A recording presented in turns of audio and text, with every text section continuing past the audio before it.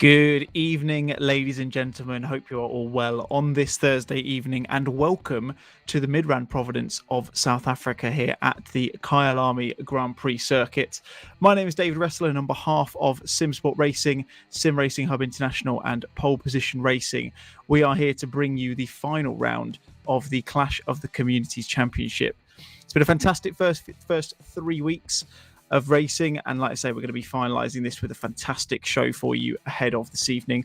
I'm very pleased to be joined in the commentary box by none other than esteemed SRHI member Aaron van Drunen. Aaron, good evening. It's not something that you guys and SRHI unfortunately have a chance of winning, it looks like, tonight. We'll come to the points in a minute, but how are you feeling ahead of tonight? You excited? Yeah, hi, good evening. Well, we still have a chance. Never give up. I'm pretty excited for this race. I hope we're doing well, and it's a pleasure to be with you guys on the commentary booth today. Absolutely, yeah. Should be a cracker tonight. Like I say, we've had 3 fantastic races at Bathurst, Donington, and one in the middle, which escapes me, Mazzano. That was the one. That was your one, wasn't it, Aaron? I'm so sorry, I've forgotten that one of all of them. But yeah, it has. Fortunately for us, it's actually gone down to the final race. Like you say, there is potential for, as far as I can tell, without having to get my calculator out and do too many strenuous things on a Thursday evening, there is potentially a chance of any one of the 3 communities racing this evening to win. However, it is very, very close at the top.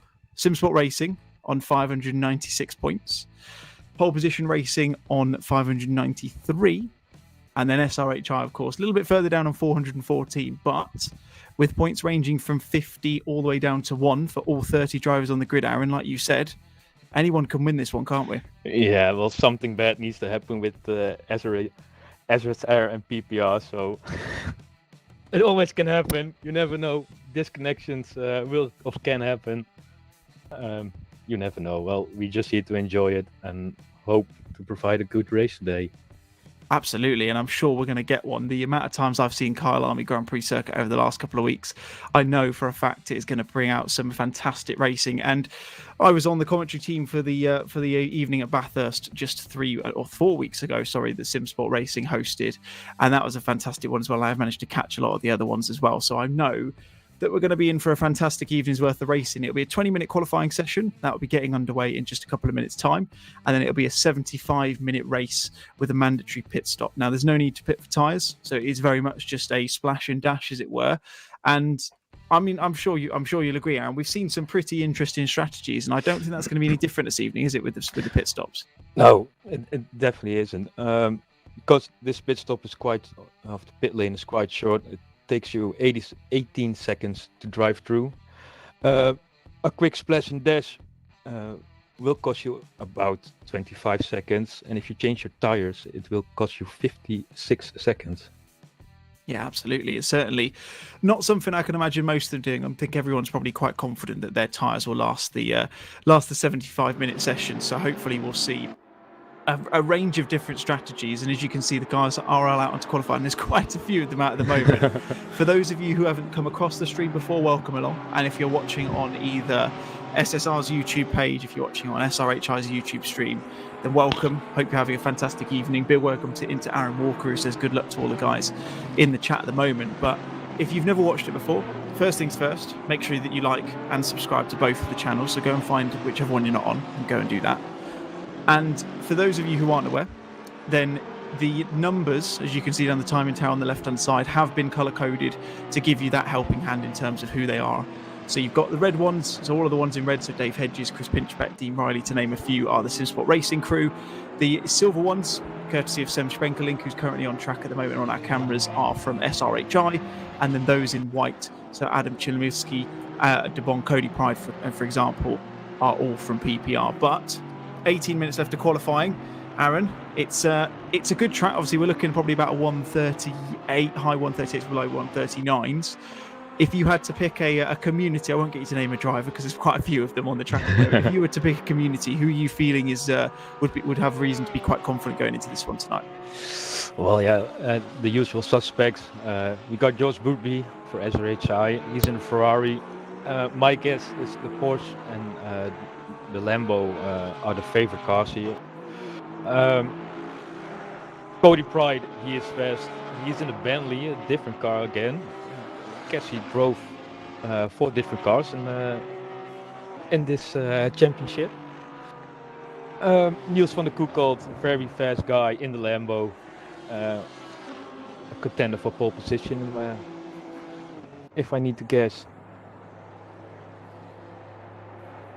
Absolutely. So it should be, yeah, obviously we're going to see some fantastic racing regardless. We saw Sem Spenkeling going a little bit sideways going through one of the sweeping right-handers there onto his flying lap, so he'll have to abort and drop back in. But he just is looking for the track limits. Absolutely, and especially in that Porsche when you're on low fuel, any significant amount of liftoff can generate so much oversteer, can't it? It can make the corners like that such a pain to get through. But yeah, you mentioned obviously people running in different cars. I think with Simsport, most of them, from what I can see, are sticking to the cars they've driven in the last couple of races. I know that some of the communities have elected to change. See, there's no mandation around the cars that people have to run. The only thing they have to do, of course, Aaron, is they have to run a different car across every single member of the community. So if you see a Bentley, for example, like you say, if we look at Cody Pride and we look at, did you see another Bentley? Mark Neutelings, for example, both from different communities. So it's a really good chance for everyone to get a feel of different cars. And we're seeing some really interesting results at the back of it as well, aren't we? Yeah. It's the best drivers will come on top, and I'm wondering to see which manufacturer will be on top, and I like it how it goes this way. Yeah, absolutely. It should be, like you say, it gives everyone a chance, and it really kind of levels out the playing field. Of course, like I say, we saw Bathurst, where you'd expect someone like the McLaren's going to be quite quick around there. The Lamborghini, the Lexus was quite quick around there as well, of course. And we went to Misano, where, of course, we know the Ferrari is quick, especially in the hands of George Boothby. Yeah, exactly. We know how quick he is. I'm 99% sure it's one of his. It's if not not the favourite of his tracks on the Assetto Corsa Competizione selection. And then Donington, obviously a fairly newer track, but again, it's something that will suit the McLaren and potentially even the Porsche as well. So plenty of scale across all the tracks, and it means that we've been really subject to some fantastic racing. And at the moment, as you can see, the timings, Aaron, are pretty close over the first 5 minutes, aren't they? Yeah, exactly. But yeah, they're still warming up the tires, warming up the car. The fastest lap will come later at the qualifying. The track will be more grippy at the end. So I guess those who run to the end of the qualifying will set the fastest laps. But yeah, I've been wrong before, so that's all right. Part of being a commentator is getting stuff wrong 99% of the time, so I wouldn't worry too much. Broadcast director Steve Proudley's done it enough as well. I'm sure he'll agree with me, though you won't be able to hear him this evening. He's going to be manning the cameras and will be doing a fantastic job of it as always. As you see Niels van der Kelt go over for PPR Esports in the Lamborghini with a 140.2. 4.5 tenths, Aaron, off of who you expected to be towards the top of the pile, which is George Boothby. He's at 139.7 so far. That's going to be that's a decent lap so far, considering we're this early into the session, isn't it? Yeah, I just don't know how he does these crazy fast laps each time. I just can't imagine how. It's he's. I suppose what you would call in the sim racing world is a bit of an alien. Yeah, it's probably fair to say in the nicest way possible. And if you do want to keep an eye on the timers this evening throughout the rest of this qualifying session and throughout the 75-minute race coming up as well, then make sure you head to pitwall.live and search for Simsport Solutions, and you can see all of the timings from the server will be in there as well, and it gives you a really good idea as to how things are going on, and you can also select certain drivers and see where they are as well, and it's a really good way of managing where people are on the track as well. But with 13 minutes left to qualifying, it's still George Boothby top of the timing charts. We've got Niels van der Kelt closely followed by Joe McCauley, and then Aaron Martin Pilkington in fourth, Dean Riley in sixth, Lucas Rommel in sixth, Kim Vidago, Rich Smith, Adam Chmielski and Sem Spenkeling currently rounding out the top 10. But as you mentioned, Aaron, this track is going to continue to evolve. It's already in optimum status, but I think we're safe to say that these laps are going to continue to improve, aren't they? Yeah, I believe so. And maybe a little fun factor. We're running it now. The time is 6 p.m. The sun will go down, and we have in turn 6 it calls sunset. People will will notice the sun goes down in a corner because it will blind you. It's just going down the horizon and it definitely will blind you. So I'm curious to know how it will go in the race. Absolutely, yeah. It's going to be something to keep an eye out for sure. And it's certainly an appropriately named corner, as there's quite a few amusing corner names, as I suppose you could say, as we see Joe McCauley currently running into the Crocodiles down towards the back end of the track, as he then follows through to kind of sweep into the fast right-hander for Cheetah, and then Ingwe at the end to see one of the SRHI guys getting out of the way there. I think that's one of the Hondas by the looks of it.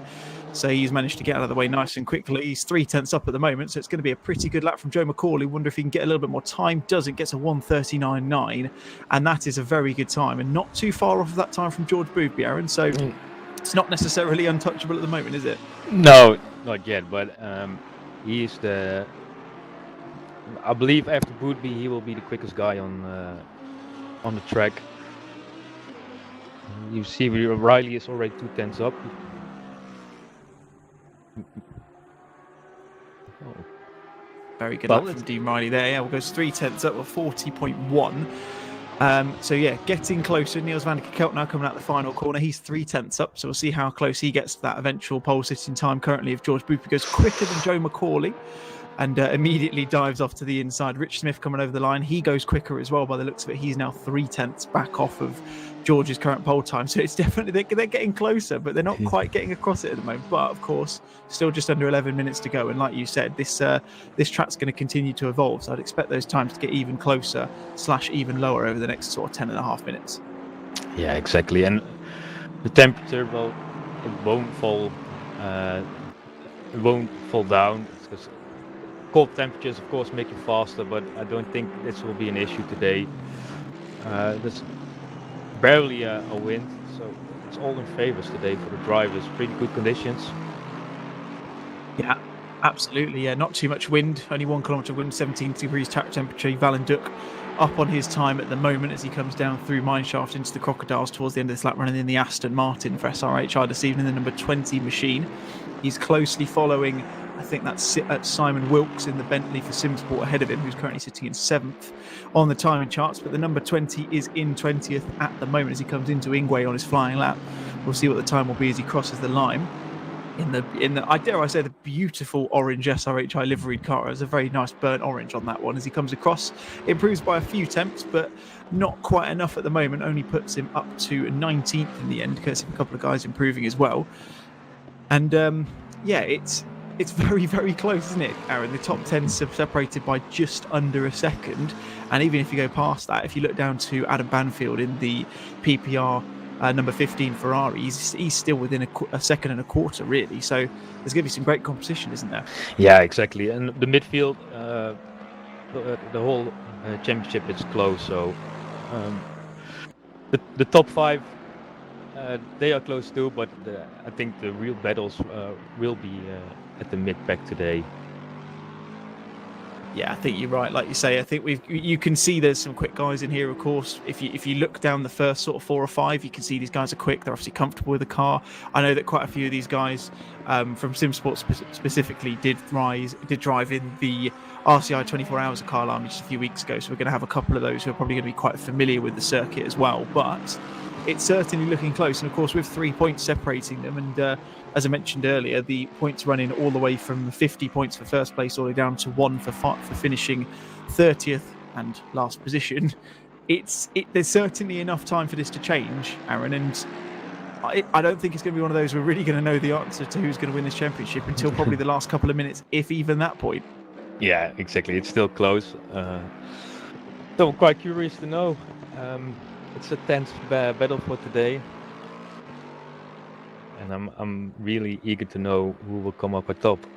Yeah, absolutely. And of course, Kyalami being a track that is going to promote overtaking, there's a good number of overtaking spots if you can get the run right. Of course, you've got down the main straight into the first couple of corners, you've got the kink, and then you go into Crowthorne, which is technically classed as turn number 2, even though it's barely registered as a corner for the first one, which is appropriately called the kink. And of course, as you come out through Lee Cop down the hill, as Sam Spenkelink is doing at the moment, through Mineshaft into the Crocodiles, there's definitely some chance for overtaking as well. I mean, it is one of those, Aaron, where there is enough enough chances to make a move, isn't there? Yeah, exactly.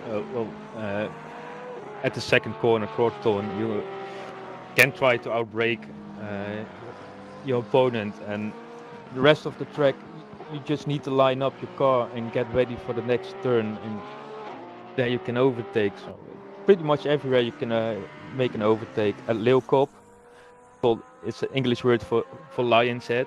It's turn 10. You can see some overtaking over there.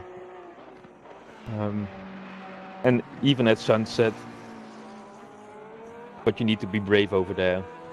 Yeah, it certainly requires a certain level of confidence to make the move through Sunset, doesn't it? Of course, if you can get the outside line, which I was fortunate enough to commentate on a Porsche Cayman Cup a couple of weeks ago at ACC, and that was exactly what happened. And there were so many people who very, very bravely made the move around Sunset, and of course that sets you up into the left-hander at Clubhouse. So if you can get the run out of Barbecue, there's so many amusing names around this track, isn't there? If you can get a run, if you can get close at Crowthorne down into the braking zone, like you say, you can run through the Jux K sweep and through Barbecue and then get a good run out of there. Like you say, there's definitely a chance, although it's probably not going to be the road most travelled, there is a chance to make a move around that sweeping right-hander. So put it this way, for everyone watching, have a look at the timing boards, and of course we'll run you through the grid when the qualifying finishes in a moment anyway, but don't expect it to stay the same. That's all I'll say at this moment in time. As you see, George Boothby still sitting top of the timing chart. It looks like Niels van der Kikot has gone slightly quicker in the last couple of moments, only barely though, with Joe McCauley, Rich Smith and Dean Riley rounding out the top 5. Adam Chmielski in the PPR.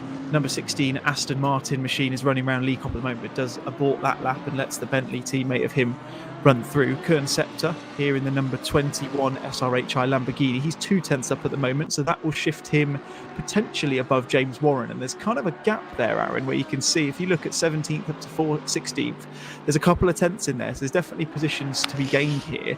Yeah. If you can get a couple of tenths, you're moving up the leaderboard. But if he can get another couple of tenths through these last couple of corners, he could be shifting himself right up the grid for this evening's race, couldn't he?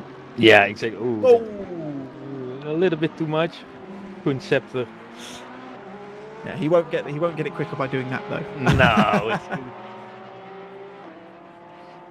You see Dave Hedges coming downhill towards Mineshaft in the number 30 Simsport Racing Porsche 911. He's 3/10 up at the moment, so again he's going to put himself above Dave Jr. by the looks of it. Again, obviously we'll see what his lap time will be as he crosses the line in a moment or so. He has got one of his teammates in front, and that's probably, look at he went a little bit wide through the crocodiles there, and it's maybe going to abort his lap. Who still looks to be putting the pedal to the metal. He's behind Kieran Vidaga, I think that was, in the number 33 Ferrari. So we're wondering if he can get a bit of a tow up the hill and into that. He's going to cross the line. We'll see whether his time does improve. I imagine it's maybe going to improve a little bit, but no, he's just about. In fact, no, it was better, but unfortunately, as expected, because he went wide at the crocodiles there, Aaron, it does invalidate the lap. And that's, of course, something these guys have got to be very careful of, isn't it? Yeah, you really need to be careful over there. You almost can flip your car. Absolutely. James Warren, there you see, going 10th with a fantastic 140.7, sorry. Puts himself within 9/10 of still our provisional pole sitter, George Boothby. I did see him going onto a flying lap just before, so we'll wait to see if his time changes over the next minute or so. But it's certainly looking close at the top at the moment. You can see all the way down to 17th, separated by a second and a quarter, as you see Eric de Bon going up the back straight. I suppose you call it a back straight into Sunset in the AMG Mercedes, the number 12 car for PPR. Certainly one to keep a lookout for. The Mercedes got a fair bit of grunt in a straight line. Not necessarily the easiest one to manage in the corners, but with the right setup, you can get it around this place pretty quickly. He's got one of his PPR teammates behind him in the form of one of the Porsches. You can quite catch exactly what that was. It's James Warren, isn't it? Yeah. Still trying to re-familiarise myself with the numbers and the colours as well, which is useful for everyone, but not useful when you're trying to talk through something as well. Sem Schwenkeling now coming up the hill up towards Leekop. He's a 10th up, so that's going to put him just about into the top 10 if he can continue on. We've got 3 minutes left of qualifying, Aaron. Still plenty of time for this to change, isn't there? Yeah, well, some of the guys probably will warm up the tyres and go for the last 2 flying laps. Because the tires are at optimum if they are a couple of laps old, more grippy. So maybe we can see some improvements. Some of the guys already are at the maximum. So Sam will improve. Probably go behind Cody Pride. Oh, very good lap in the end. Managed to get a big improvement out of that final corner, didn't he? Managed to gain a couple of attempts. Zimmerman going faster as well. Where's he going to sit? He just about goes quicker on that one. Doesn't massively improve by the looks of it. Puts himself up into 13th, and you can see the spread across the field is incredible. And really do. Cody Pride coming into the last couple of corners. Gets a little bit out of shape going into his Cheetah there. I thought, saw him catch a little bit of curb there on the entry in towards Cheetah, and unfortunately will have aborted that lap. But he's fortunately got enough time to put in one. Potentially, he's probably got a chance to put in 2 laps. He's got the fuel in there, so we'll see whether he manages to do that. But at the moment, George Boothby, as you expected, Aaron, is still sitting pretty at the top of the timing charts, and he's got a teammate of his from the SRHI GT3 Championship in Niels van der Kelt in very close company at the moment.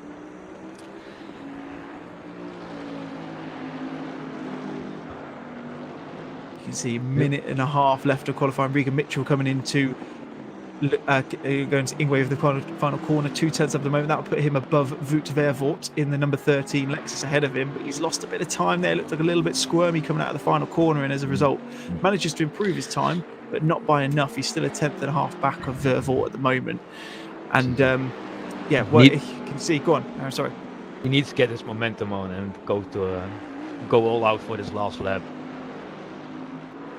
Yeah, absolutely. So he can improve.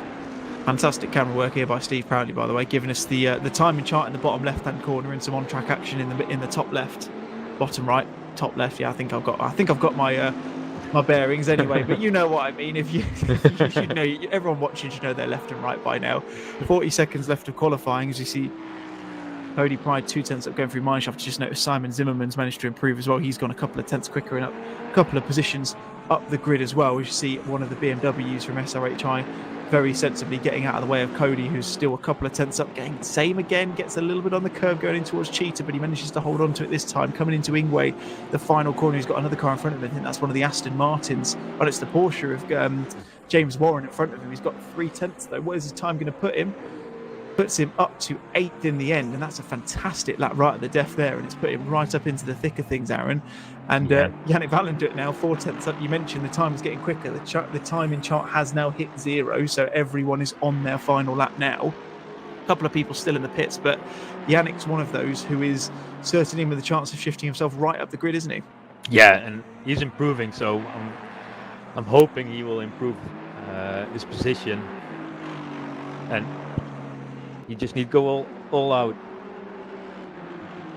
Absolutely. Still 4 tenths up at the moment. He goes into Ingwe for the final time. It's going to put him up into the top 15 if he continues to improve on that time by the looks of it. It's certainly going to be a good one regardless. He's 5 tenths up at the moment, so it's just about going to puts him into 14th in the end. 3 thousandths of a second ahead of the Ferrari of Kieran Vidago. My word, that was close to the end. Looks like George Boothby did actually improve on his lap in the end as well. Yeah. So, yeah, what you mentioned, Aaron, certainly happened, and he's set a bit of a statement coming into the final race this evening, isn't he? Yeah, well, I really hope he can finish this race, because he had 3 DNFs, and it cost us a lot of points. So, George, you better stay in this race. You heard it here first, George. If you're listening, make sure you don't disconnect. I think in quite a few races I've seen, I think I've watched him in at least 3 or 4 now, and I think there's only one I've seen him in where he didn't actually disconnect, and that one, appropriately, he won at Mazzano. So he certainly got the pace. He's clearly a quick guy, and like you say, just needs to hopefully rid of some of those technical gremlins, I suppose you'd call them, and he'll be hoping for a nice clean run into Crowthorne for the first lap, and I can only assume he'll build from there. But there is quite a few quick people behind him, so it's not by any means going to be plain sailing for him. No, he really needs to watch out in his mirrors for Niels van der Koekold for the first laps.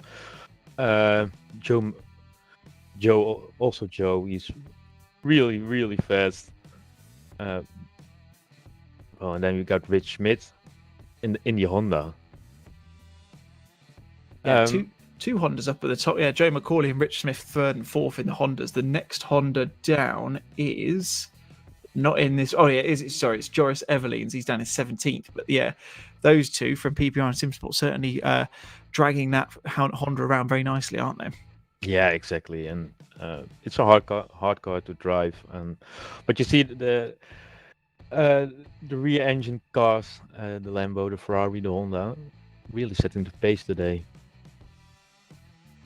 Yeah, absolutely. You can see, yeah, two Lamborghinis in the top 10, two Astons, got a Porsche in there, got a Ferrari, got a Lexus and a Bentley, all in the top 10. So there's a decent mix in there. Interesting to see. I know the McLarens can normally be quite quick in these sorts of tracks, but interestingly to see the highest one of them is Lucas Rommel in the number 14 machine. He's going to be starting 11th. We'll run you through the grid in a moment once the drivers get underway for their formation lap. But it's going to be really interesting to see, Aaron, how the strategies pay out. If you were in the position, if you were one of those guys who was out there on track this evening, what would your position be? You'd want to try and pit early and try and get out of traffic, perhaps, or would you be one of those who try and run it as long as possible into the race and then a quick splash and dash at the end? What would your thoughts be? Well, I definitely would go for a dash and splash, and it's just it's how you feel in the race.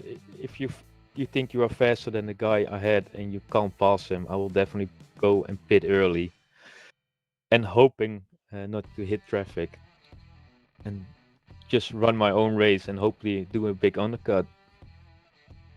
Yeah, absolutely. Of course, differing fuel tanks in the cars this evening. If I'm not mistaken, you may correct me if I'm wrong on this, Aaron, because you probably know more about this than I do. But I'm pretty sure the Bentley's got the biggest tank, and then I think it's it's one of the Porsche or something like that that's got the smaller one. So we'll see. Most of them should be able to complete this race, but of course, like we say, fueling is mandatory in that pit stop. They have to do. Tires aren't, so they don't necessarily have to do anything with them, but they do have to refuel. So it's going to be interesting to see how these strategies play out. And like you say, it could be very much dependent on how the first few laps go. We might see, if anything does go Pete Tong for any of these guys, we might see some early pit stops and, like I say, just try and run their own race and try and pick up positions on a very, very big undercut rather. Exactly. Yeah. Some guys just prefer to drive to the very last 10 minutes. And guys like me, I just like to pit early. And well, at least I'm not one of the fastest guys, so it doesn't matter really where I pit. Just I will probably end at the back, so that doesn't matter. It's all right. If you're not a fast driver, that's why they drag you into the commentary booth. Yeah. I'm speaking from experience. Don't you worry. I got tricked into this, so. It'd be good fun regardless. Trust me, these races from what I've seen have been fantastic so far. So we'll be in for a brilliant one this evening. As you can see, George Boothby leading the cars away. Cody Pride in the pits we're hearing, unfortunately. So we'll try and understand exactly what's happened there. Maybe he's not readied up in time and not hit that drive button in time. He's effectively going to have to sit in the pits until these guys disappear off into the distance. But run you through the order. So it's George Boothby sitting top and he's going to be leading them off from pole position. Niels van der Kokel in second, Joe McCauley in third, closely followed by Rich Smith. A third row of Dean Riley and Adam Chmielewski, Sem Spenkelink and Simon Wilkes rounding out the fourth row. And then Cody Pride, or it was Cody Pride. It looks like Aaron Martin Pilkington and Lucas Rommel would technically be rounding out the top 10. As you can see there, you've got Cody Pride with a little P next to his name. That's telling you that he's in the pits. Simon Zimmerman, Eric de Bon, James Warren, and Yannick Valenduk rounding out the top 15. Kieran Vidago, Joris Evelins, Adam Banfield, Wout Vervoort and Regan Mitchell, the top 20. As you round out the final 10 cars on the grid, Kern Septer, Luke Walker, Dave Jr., Dave Hedges, Chris Pinchbeck, Adam Mizailovic, Mark Neutlings and Nard Cox round out the grid. And we're looking forward to, Aaron, what is going to be, I think, a pretty decent race indeed. I'm sure we're going to be in for a good one. Yeah, no doubt it will be a good one. The fast guys, well respected guys to each other, so you don't see much of crazy overtakes and dive bombs. Yeah, absolutely. Yeah, certainly going to be one for the racecraft this evening. Good evening to everyone who's watching in the relevant chats across the SRHI and SSR streams. So good evening to Aaron Walker again, Benjamin Simmers, SRHI TV, who are aware that they're now streaming on both the Simsport Solutions and SRHI streams, which you just figured out. Chris Hill, Jean Pinchbeck, of course, the mother of Chris Pinchbeck, who's starting a little bit further down the grid, but she'll always show her support for her man, which is good to see. And then Oliver Anderson on the SRHI stream as well. So fantastic. Thank you all for stopping by.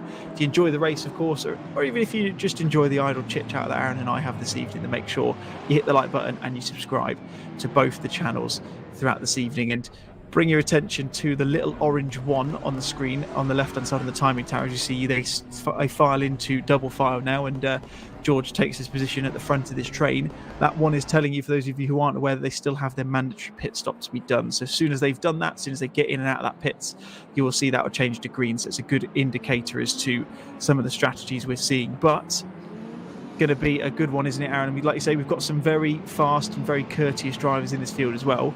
Hopefully, we'll get a nice clean run into the first corner. Yeah. Well, just aim for the braking point, and this should be fine. Absolutely. Spoken like a true racer. Aim for the braking point, and you'll be absolutely fine. But George Boothby Close your eyes. Absolutely. George Boothby rounds us through Ingwe to end off the formation lap. And we're going to be going green, green, green here at Kyalami in the final race of this Clash of Communities Championship. It is very much between PPR and SSR for the championship, but SRHI will be doing their level best to try and change things as Niels van der Kelt manages to get in front of George Boothby off the line, manages to catch him snapping as they go into Crowthorns for the first time. Looks like everyone's made it through there with relative cleanliness.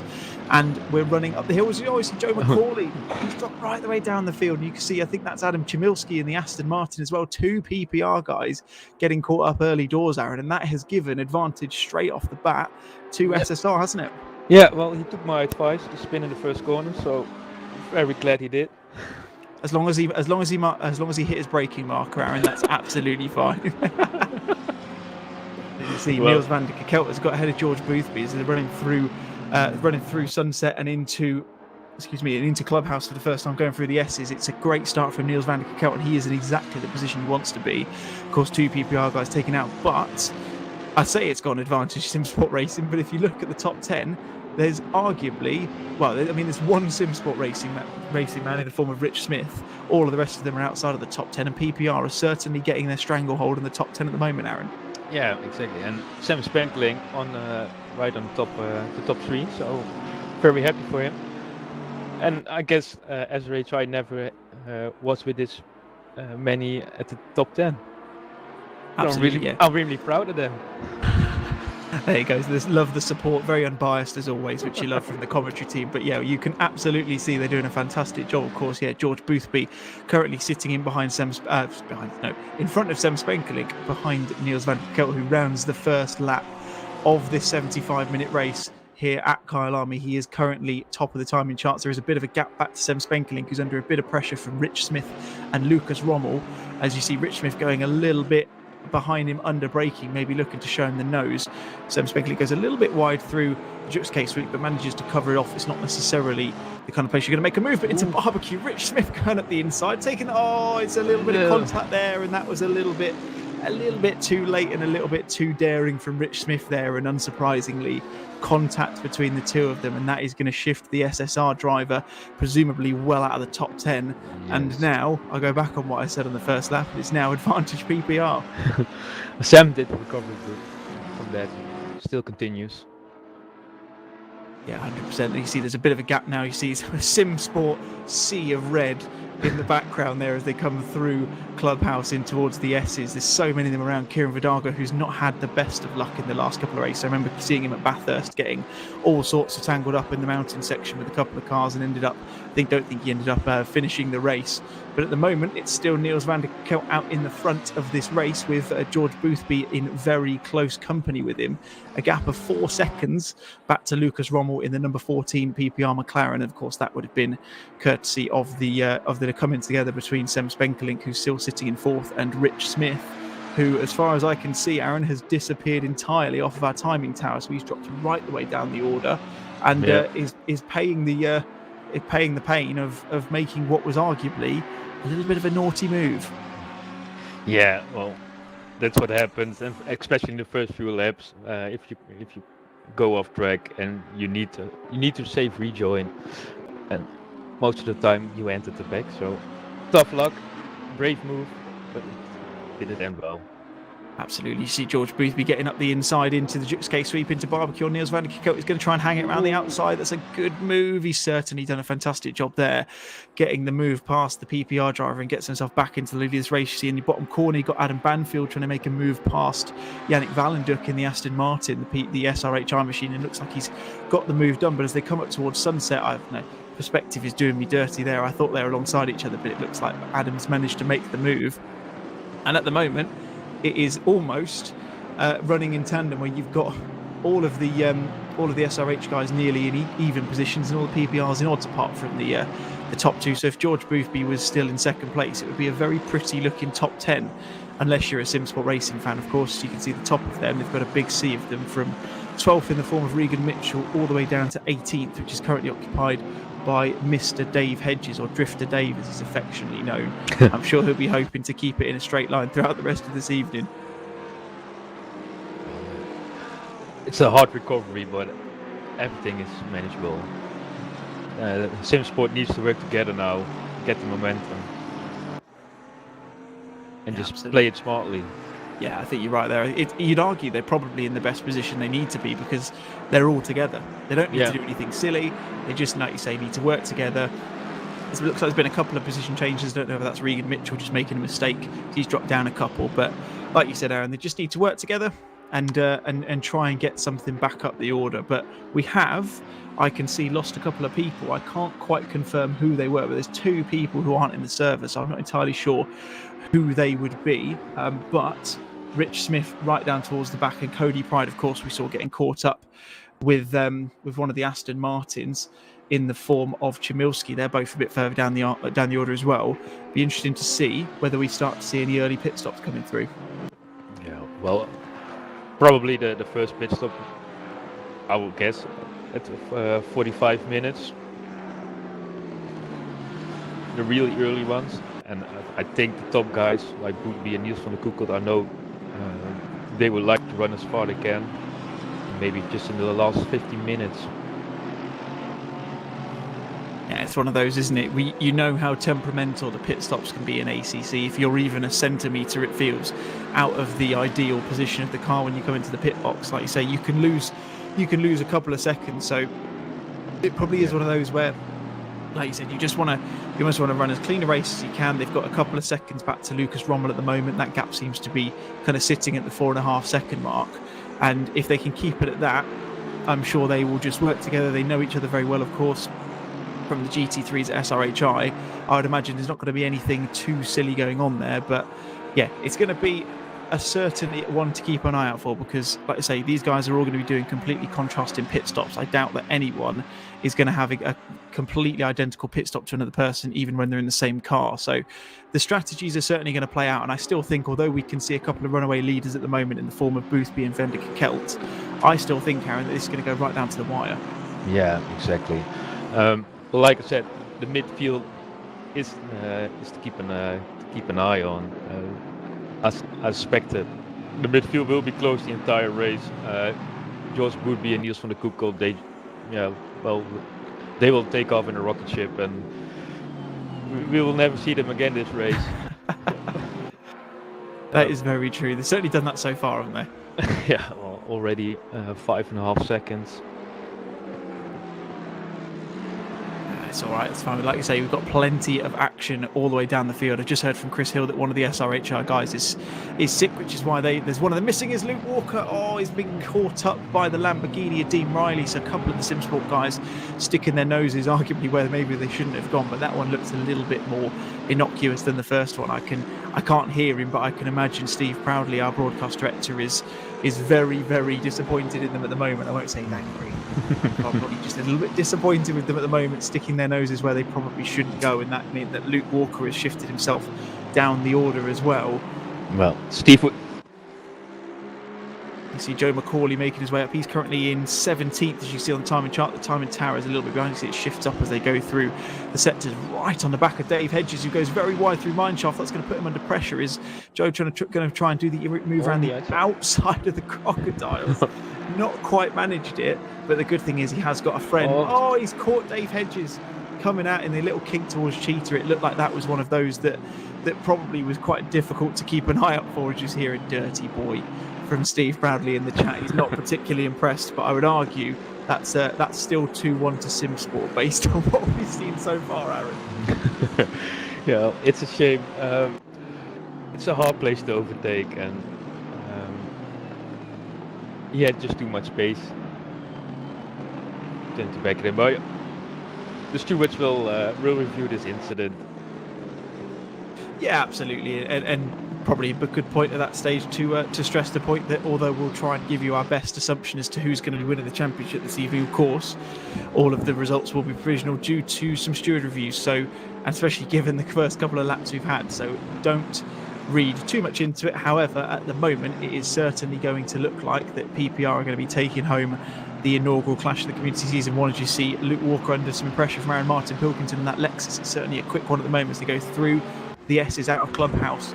Went around the outside but didn't manage to make the move stick. He's got a couple of rear gunners in the form of, he's got one rear gunner, sorry, in the form of Adam Mizailovic. We see a stop-go 30-second penalty for Cody Pride in the Bentley, so that's presumably going to be for speeding in the pit lane, because you see he's done his pit stop, and that is the worst kind of penalty, because you know, most likely you'll know if you've gone into the pits too quick, and you've just got to sit there, do your pit stop, knowing that is going to come out, and that will have completely ruined his race, won't it?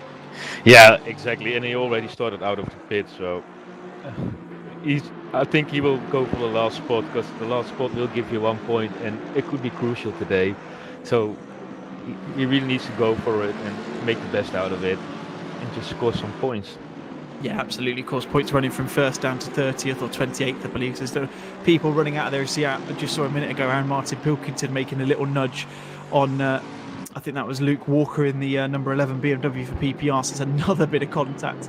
Certainly no love lost between the PPR and SSR guys this evening. It's Chris Pinchbeck looking to make the move, or sorry, defending at the inside from Joe McCauley in the Honda. That Honda's certainly got some pace around here this evening. Is one of the Ferraris there going across the inside, across the infield. I think it was Adam Banfield. He goes a bit wide and then gets a swarm of Simsport Racing red behind him, very much his rearview mirrors. It's currently two Porsches running line astern, with James Warren very close in the back of SRHI. And Aaron, looking at the way the top 10 is shaking out, I think you guys would probably be hoping from SRHI that this had happened in the first two rounds as well. Well, it really made us look better if it happened. And I mean, if you keep going like this, there's a chance of the championship potentially. You yeah. I don't have my calculator beside me, so I don't know.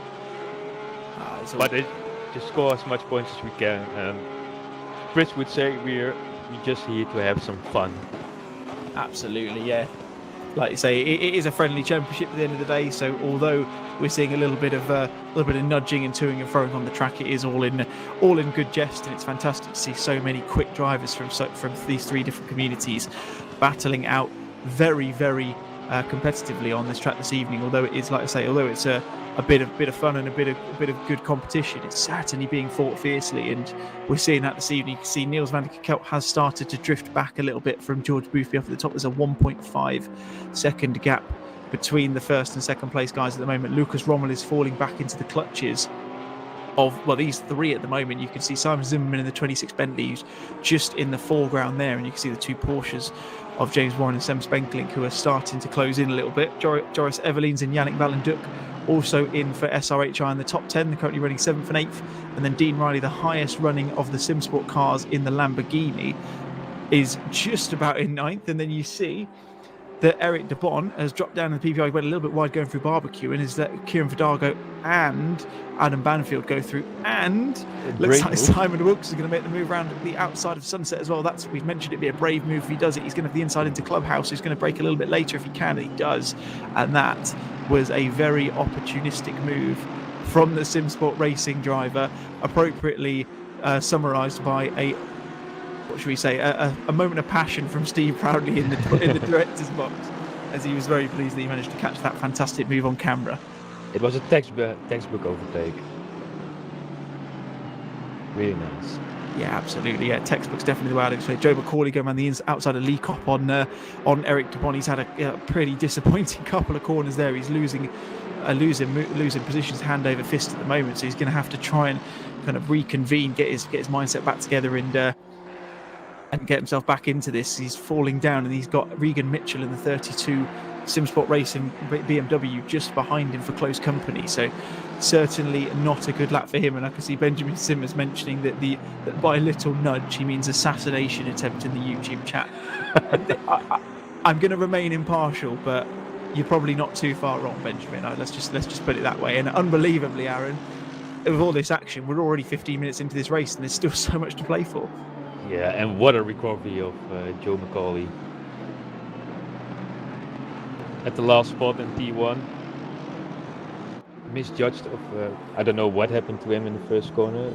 Did he miss his braking point, but P13 already. And I really want to know where we will end today. Yeah, absolutely. He's certainly doing a fantastic job of getting up the order. We can see the roof cam courtesy of broadcaster Steve Crowley as we're following closely behind Simon Wilkes in the 36 Aston Martin. We're going to see if he can make a move. Doesn't elect to do anything into Clubhouse. He's going to stick behind, and it's very much it's one-way traffic as you go through the S's and up towards Leacott. But if he can get a good run out of here, he can certainly try and move. You see Simon going a little bit wide into the first S's, but manages to get it squared back up again for the second apex. And as they go up the hill, I wouldn't necessarily say he's close enough, but we've seen braver moves happen so far this evening, haven't we, Aaron? Yeah, we definitely had.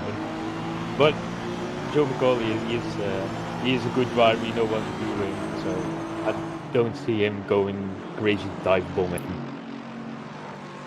That's very true. I've just noticed in the server where these guys have been catching up over the last couple of weeks, I have just seen that Nard Cox has apologised to Adam Chmielski, saying that there's a bit of coming together between them two on the first couple of laps. I wonder if that was what Joe McCauley got caught up in, because as you saw, of course, it was him and Adam Chmielski who both got caught up in what looks to be coming together between the two of them. Perhaps it was Nard who actually set that up in the first place. I'm sure he'll be a little bit worried for the repercussions if it does end up with PPR not winning the championship. Of course, 3 points between PPR and Simsport coming into this race. Simsport on 596 points and then PPR on 593.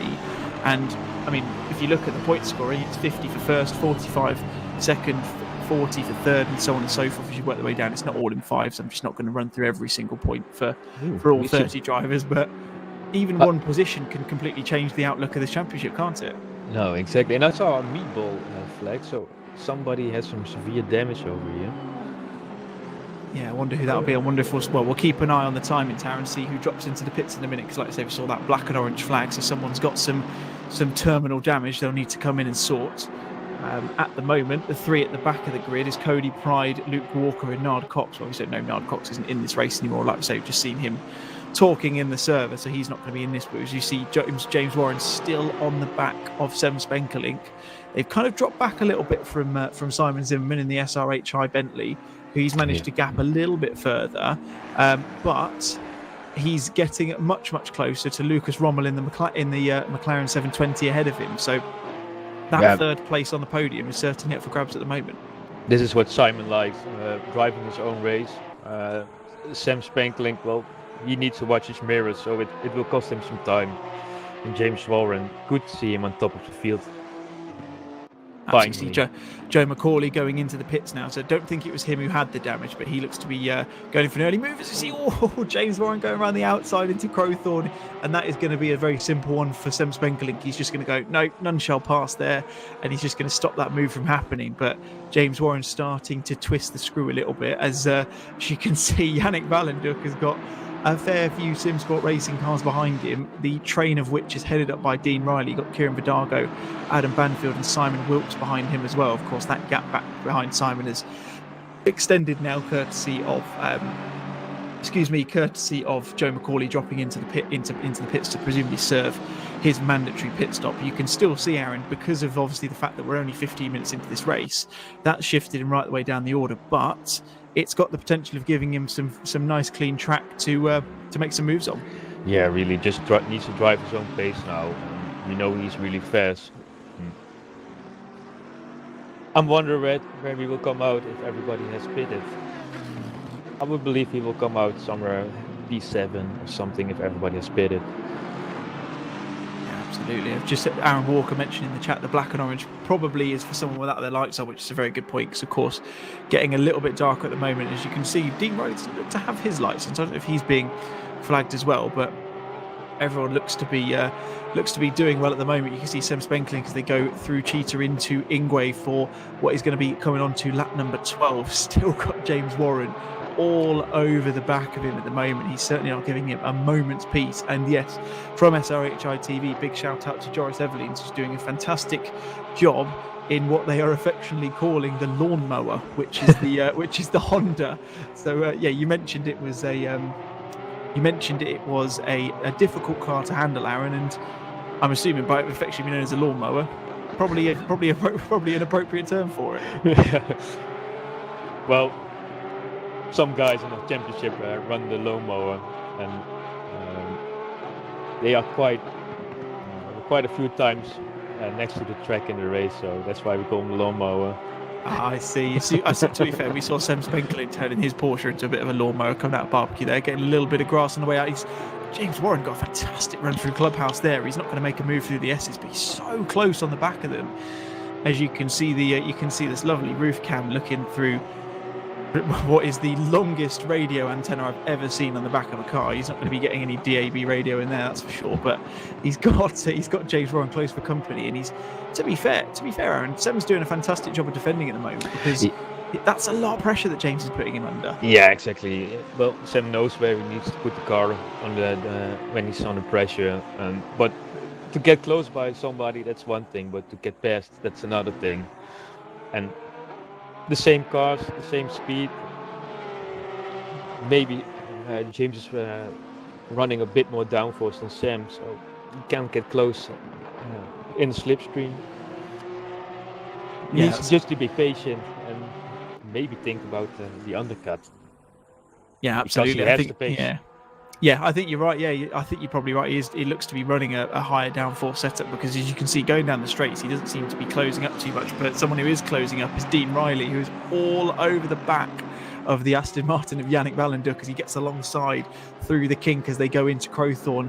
Yannick makes a very wide line through into the second corner, and Dean Riley's going to keep the inside rather. That's going to give Kieran Vidago a chance to get nearly alongside through the Jux K sweep. He doesn't manage it on this time, but he's going to look for a send and the move up towards Barbecue.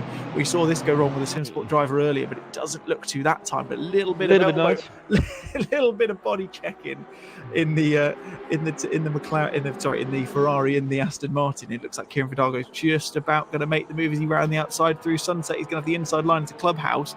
This is ridiculous move battling from both of those. Yannick Valenduk's going to be looking to try and hold on, but he's just being pushed out to the outside. He's got Adam Banfield there as well. You can see James Warren looks to have got past Sem Spenkling as well as they go through the S's up towards Lee Cop. So didn't quite catch exactly where it was, but we saw that in the bottom corner, and I'm struggling to keep a track of all this, Aaron. There's battling all over the place. Well, I'm happy you're commentating because I can't keep up with it. Give me Simon Wilkes getting a bit out of shape going into Lee Cop there. He's dropped himself down a few positions, and I'd imagine Yannick Valenduk's probably just thinking, I've got a bit of peace and quiet now. I can start to run my own race again, because for the last couple of minutes there, he had a train of drivers behind him, and a few of them got a little bit argy-bargy through there, especially the likes of Kieran Vidago, who got his elbows out, to say the least. Yeah, the only man with peace and quiet at the moment, of course, is George Boothby. You say that, he's got Niels van der Kelt 5.5 seconds behind him, so he's got a fairly decent amount of time behind him at the moment. He's got a clean track in front and he's got a clean track behind. I say that just as I see, I think that's Cody Pride running into the S's in front of him in the foreground, so he's going to have a back marker to contend with shortly, but I don't think he'll be doing too much damage to his race. Do you, Aaron? No, I don't believe so. The blue fags will help him. Hopefully the back marks will be kind to him. It's an easy track to get past. If you're now at Bathurst, are you on top of the mountain with a back marker? It's kind of annoying, but here is plenty room to give some space. Yeah, absolutely. You can see Sem Spenkling still not giving up on James Warren. He's still sticking pretty close behind, so it gives us the impression that the gap between them, the relative pace between them is fairly small. There's only 2 and a bit tenths between them at the moment as they go up towards Lee Cop once more, and back down the hill you've got Joris Evelins in the Honda just behind, and Chris Pinchbeck is leading a train of a few cars at the moment all the way back to, I think that's Kern Scepter. No, sorry, it's Dave Jr. No, it's Kern Scepter. I'm getting my numbers and names confused. It's Kern Scepter at the back of that train. He's got a few behind him, a little quintet forming at the moment, and he's going to be looking to avoid too much battling from these guys. It goes a little bit wide coming back down the hill, and that looks to give Vervoort the chance to stick his nose in, but he doesn't manage to do anything this time and sticks behind, and they're running line astern into mineshaft down in towards the Crocodiles. But at the moment, yeah, George Boothby running a race of his own. Niels van der Kelt 6 seconds behind at this point in time, and then there's a big old gap back to Lucas Rommel, but that gap between Rommel and Zimmerman, Aaron, is pretty close. It's within a second, so we could be seeing a change for the final podium position shortly. Exactly. Well, the Bentley has a strong engine. Maybe you can pass them straight away at turn 1. Just have to wait and see. Simon is a patient guy. He has some good racecraft. So I have no doubt he will pass. Yeah, I think you're right. I mean, you can clearly see the pace is completely different, to be fair, because the time's been going down over the last couple of laps. Sam Spenkelink just dropping back a little bit from James Warren on the last lap. He's now 8/10 back, so that gap starting to form, and it will give James a chance potentially to set his sights on the third and fourth position cars that we were just talking about in the moment. But Chris Pinchbeck still leading this little train through. You got Mark Neutelings in the Bentley just at the back of his shot as well. So if these 4 or 5 do come to blows, it's going to give him a chance to get a couple of positions up the order. Exactly. And we can see, Aaron, that a few people have already started to serve their mandatory pit stops. See Joe McCauley, Cody Pride, and Anna Mizailovic all serving their pit stops. I think probably the one to keep an eye out for, as you mentioned earlier, is going to be Joe McCauley, to see where he shakes out over the next probably 30 minutes or so, as everyone else starts to make their stops as well. Speaking of which, McCauley just set the fastest lap, a 1:46.47, faster than George Boothby at the moment. Yeah, he's certainly got the time on everyone else, and I think he's definitely benefiting from the fact he's got a good sort of 3/4 of a minute gap ahead of him, so he has got plenty of time to his disposal and plenty of space on track. As you can see, Chris Pinchbeck just about managing to get away as Vervoort and Dave Jr. both dive into the pits, which gives him that breathing room he would have wanted. Dave Hedges under a bit of pressure from the Lamborghini of Kern Scepter as they go through the kink down towards Crowthorne, but probably not close enough to make the move, although he does show Dave the inside. But knowing Dave like I do, that's not going to be the kind of move that he's going to fall foul for. As you see Chris Hill mentioning the fact that it's a fantastic rear splitter camera that we just saw. Of course, all the work from that goes to Steve Proudly and our broadcast directors, Aaron Martin Pilkington, getting a little bit under pressure from Adam Chmielski in the Aston Martin going in towards Clubhouse. Ooh. That's a ballsy move, and he's managed to make it work. Elbows out. That was elbows out beyond belief. What a fantastic move that was. It didn't even look like the move was on. He just sent it really late in the day, and amazingly, I think there's probably a little bit of credit towards Aaron there as well, because that could have been a very bad accident, a very big coming together. But amazingly, they've managed to keep it between them, and as a result, Adam's managed to make the move on Aaron. It was, well, maybe he's a bit lucky. Aaron has some good awareness. Yeah, very lucky indeed. Like I say, Aaron is one of those. I've spoken to him a few times before. He's the first one to admit he can be a bit passionate, I think was the term he used, probably to be misconstrued with shouty or aggressive perhaps. But yeah, he certainly did a fantastic job of, dare I say, a bit of avoiding action. See Simon Wilkes drops into the pits as well, so that's going to promote Regan Mitchell and Rich Smith up the order a bit as well. That'll probably put him back, looking at where Dave Jr. is, it'll probably put him back to around the early 20s. As Aaron Martin Pilkington going up the inside, he's been overtaken there in fact by, no he hasn't, excuse me, it's Adam Chmielski who's managed to get past Adam Bamfield, and it looked like Aaron Martin Pilkington was trying to be ever the opportunist as well and try and but he has make the move. Looks like he's managed to get along. So I've got the roof cameras to go through Sunset. He's going to be going around the outside. We know this has worked before, but he doesn't manage to this time. He elects to hold on, and he's going to fight another day. And I'm just hearing that, very close. Deary me. I am just hearing as well from Aaron Walker in the chat, Aaron, that there's too many Aarons in this, that apparently Dave Hedges does have some damage in that Porsche. So considering he's managing to hold Kern Scepter back, I think it's a pretty admirable job. But at the moment, we're focusing on Aaron Markin Pilkington going at the inside. Oh, that's very close. Contact with Adam Banfield is going to shift him wide a little bit. I don't know if that was actual contact between them because the roof cam doesn't necessarily give that level of perspective you would hope for. But no flashing of the lights from Adam Banfield, and that is normally a sign, if they are flashing, that that Aaron's maybe done something a little bit naughty. But it looked like Adam just managed to keep it on the black stuff there. He's dropped down a position, but he's now going to have the prime position going onto the main straight onto lap 18 to try and get that move back. Yeah, but Aaron has the pace. I think he will make a big gap now to Banfield. Yeah, I mean, he's got Adam Chmielewski to contend with first as well, so it's not going to be all his way. As you see, Joris Everleen's falling back into the clutches of these two Simsport racing cars of Dean Riley and Kieran Vidago in the Lamborghini and Ferrari, respectively, going up towards Barbecue. It's a triplet at the moment. We've got a gap of around about 5 seconds back to Yannick Valenduk, who's dropped back, and you can see Sem Spenkelink in the foreground, but Dean Riley getting a nice run out of Barbecue there. Looked like he had the inside line. He was just shifting across to give Joris the note, just to say, look, I'm here. Don't get too comfortable because I'm going to be making a move soon. And he was certainly making him aware there. And it's one of those, Aaron, isn't it, where that kind of move, just to put your nose up the inside, can really offsettle your opponent and can be as good as a send down the inside anyway. Yeah, well, sometimes it works, but I think the more experienced drivers, it doesn't matter if you do it to them because they think, yeah, well, go ahead, or you will back out of it. Some guys won't fall for it, but Joris, he's doing a good job. Try to hold him off with Sam. And you just need to stick his car to the right direction and at the right points. So that's all you can do now. He is a sitting duck now, but let him fight for the position.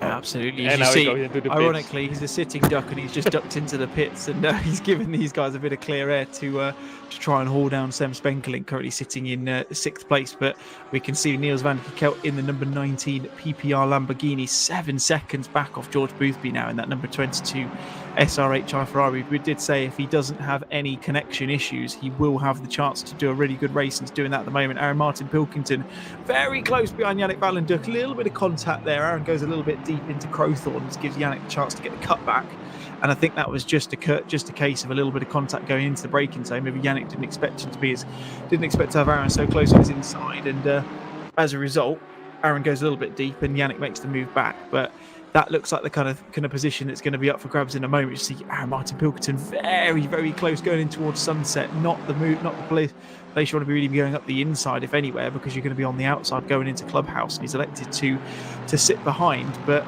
Adam Banfield and Rich Smith are going to be sitting very, very comfortably and licking their lips behind. You see Kieran Vidago in the corner of your picture has managed to get past Dean Riley. I wonder if that will have been something of team orders between the SSR guys, just to give Kieran a chance to stretch his legs and try and catch up with Sem. So you see an absolute denial from Steve Brownlee in the broadcast booth behind me. Never see team orders, let alone when you've got a championship to fight for as well. Chmielewski dropping way back. Did he pit? Chmielewski did pit by the looks of it. Yeah, he's dropped down into 23rd, so he's got that little green marker next to him. Joe McCauley, currently the highest of the running cars who has pitted, which is not unsurprising. I think he was about 13th place when he pitted a fair few laps ago.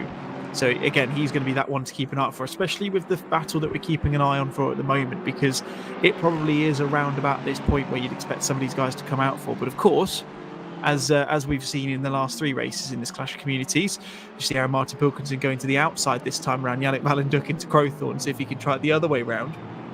Certainly a much cleaner, more respectful move from the two of them. He's got the inside into the Jutske sweep, which is going to be quickly converted to the outside into Barbecue, and as a result, Yannick Valenduk manages to hold on to that position for at least another part of the lap. But you see, going in towards sunset now, he's not close enough on that one. But No. yeah, this is probably one of those battles, Aaron, that we're going to have to keep quite a close eye on in terms of the people in the pits as well, because Joe McCauley, like I say, was 13th when he came into the pits. This is the battle going down to 12th. So potentially, we saw how quick he was running when he had a bit of clear air. This could potentially be the position roundabout where Joe McCauley might find himself towards the end of the race. Yeah, well, somewhere near this, he's running almost a second faster than this group a lap. If I'm correct, I'm not sure right now. Certainly But- looks to be, he certainly looks to be quicker regardless of the time, doesn't he? But yeah, this group is racing and trying to. Oh, nice pass from Pilkington.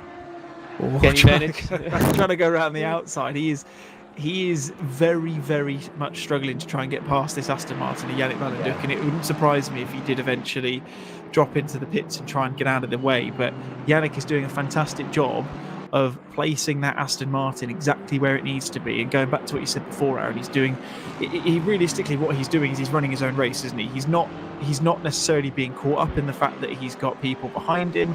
He's just trying to put the car in the right spots, manage his braking markers, hit the right braking points, and as a result, he's doing a fantastic job of keeping those four behind at the moment. Yeah, exactly. I drove many times behind him, and he really gives you a hard time to pass.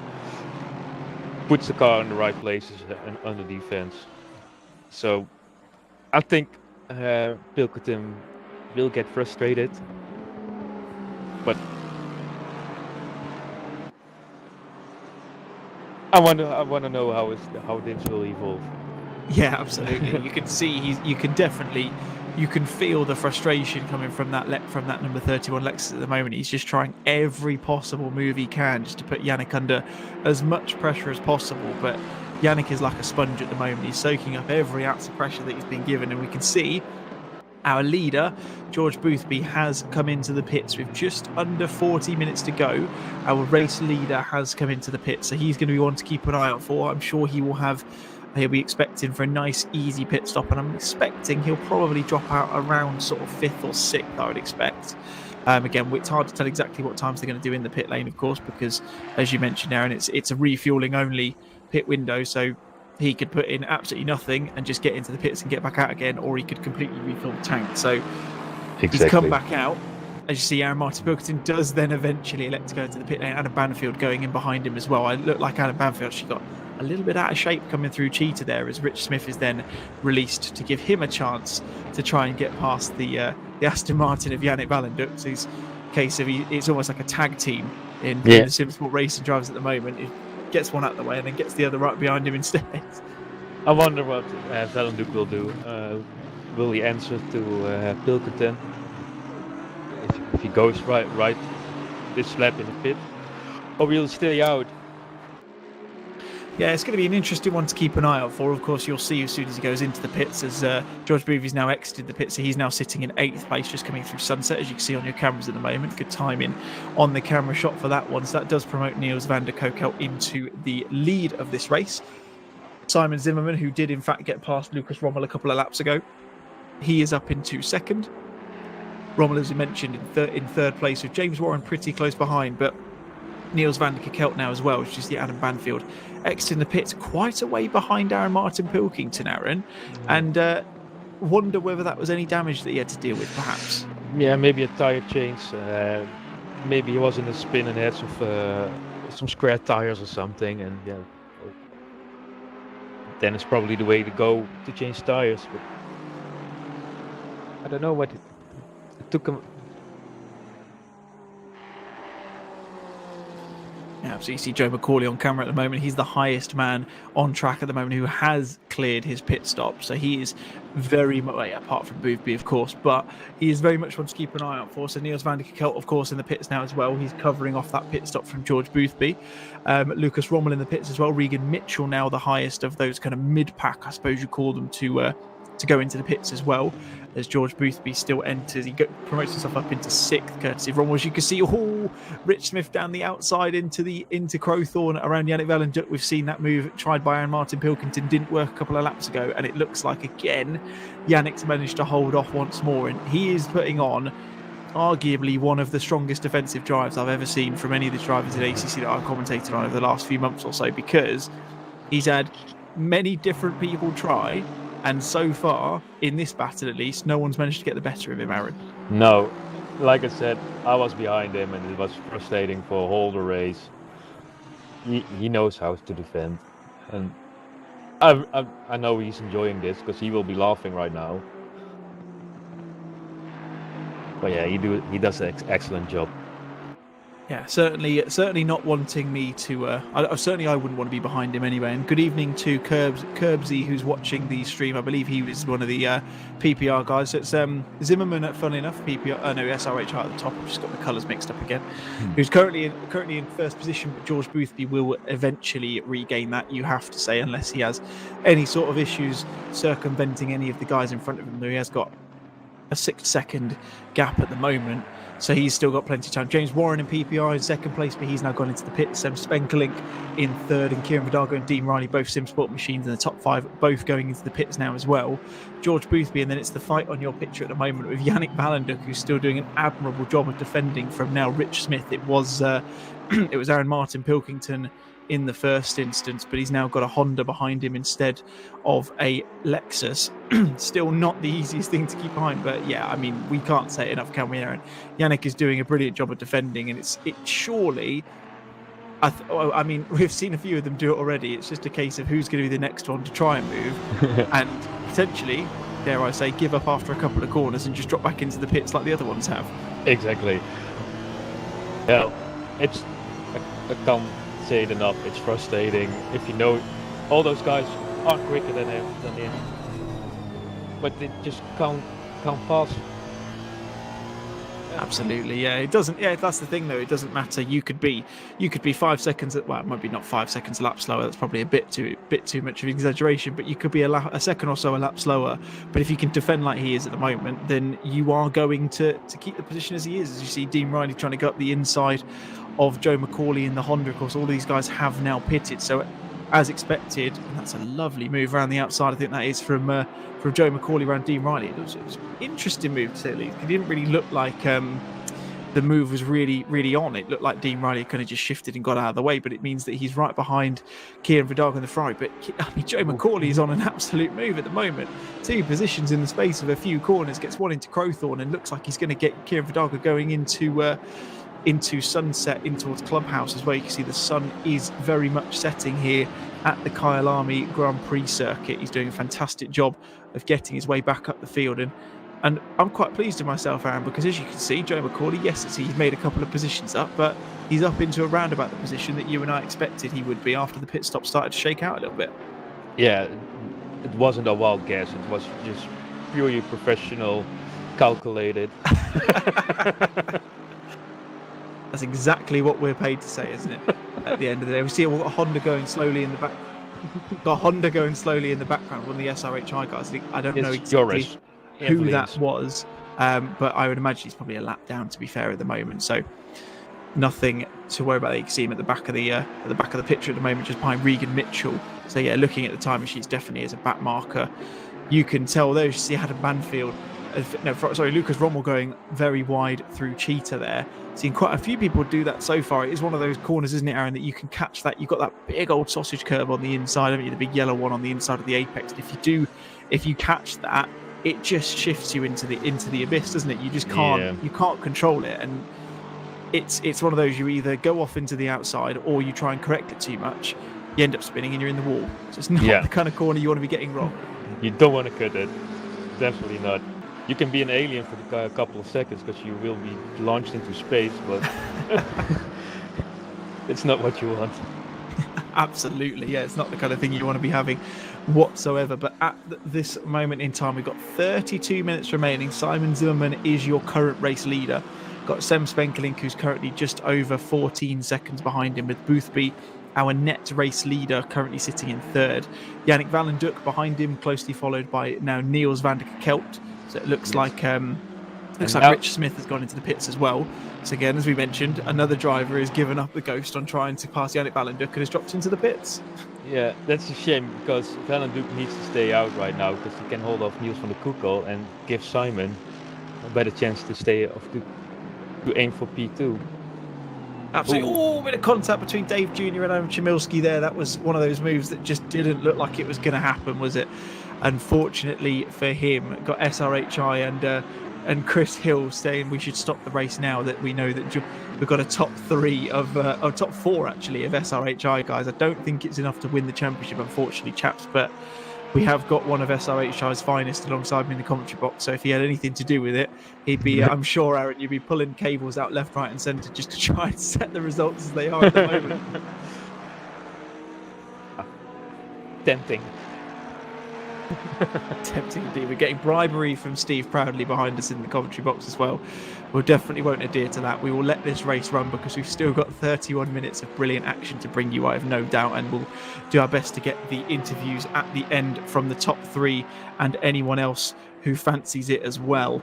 Because I'm sure we'll have some interesting stuff to hear from them at the end of this. But we're riding with Dave Hedges at the moment. Dropped down a little bit because obviously, as we've heard, he had a bit of damage in his first stint, but he's made his pit stop now, as have most drivers, to be fair. I'm only seeing a couple. It looks like De Bon, Scepter are two of the higher ones up that haven't pitted yet. But Dave is doing an admirable job of trying to get past Adam Banfield, who's dropped down the order, and of course Dave Jr., who's dropped down just courtesy of that little coming together between him and Adam Chmielewski into Lee Cop on the last lap. So it's pushed him back into the clutches of Adam Banfield. But Dave is just going to be sitting here at the moment, biding his time, Aaron, and hoping that there's going to be another coming together involving Dave Jr. and he can make his way up a couple of positions. Yeah, exactly. And we just saw Niels van der Koekel pass Valenduk. That's a shame. He didn't manage to hold him back. No, he didn't. But like you say, I still think Zimmerman's going to have a chance of getting that.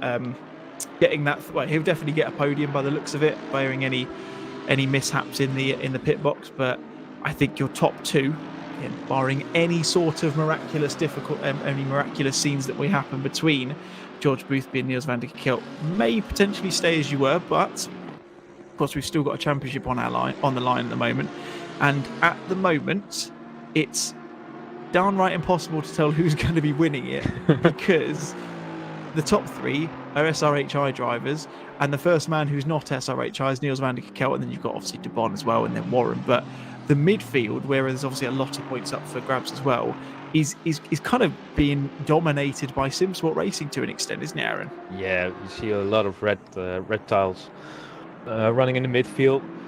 Good point for grabs over there.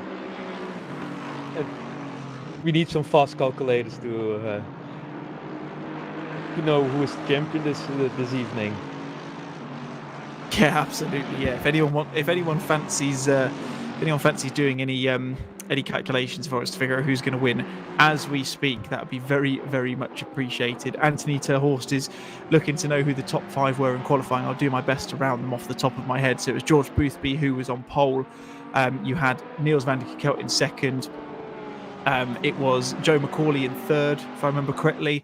And then it was Sem, I guess. Sem, and I think it was the other Porsche of James Warren, I think, who were the top five, if my memory serves me correctly. Annoyingly, I didn't write them down like I normally do, which is something I've completely forgotten. I haven't got any paper in front of me, which is terrible form for someone commentating on a race. But Sem Spenkelink at the moment has got a Bentley behind him.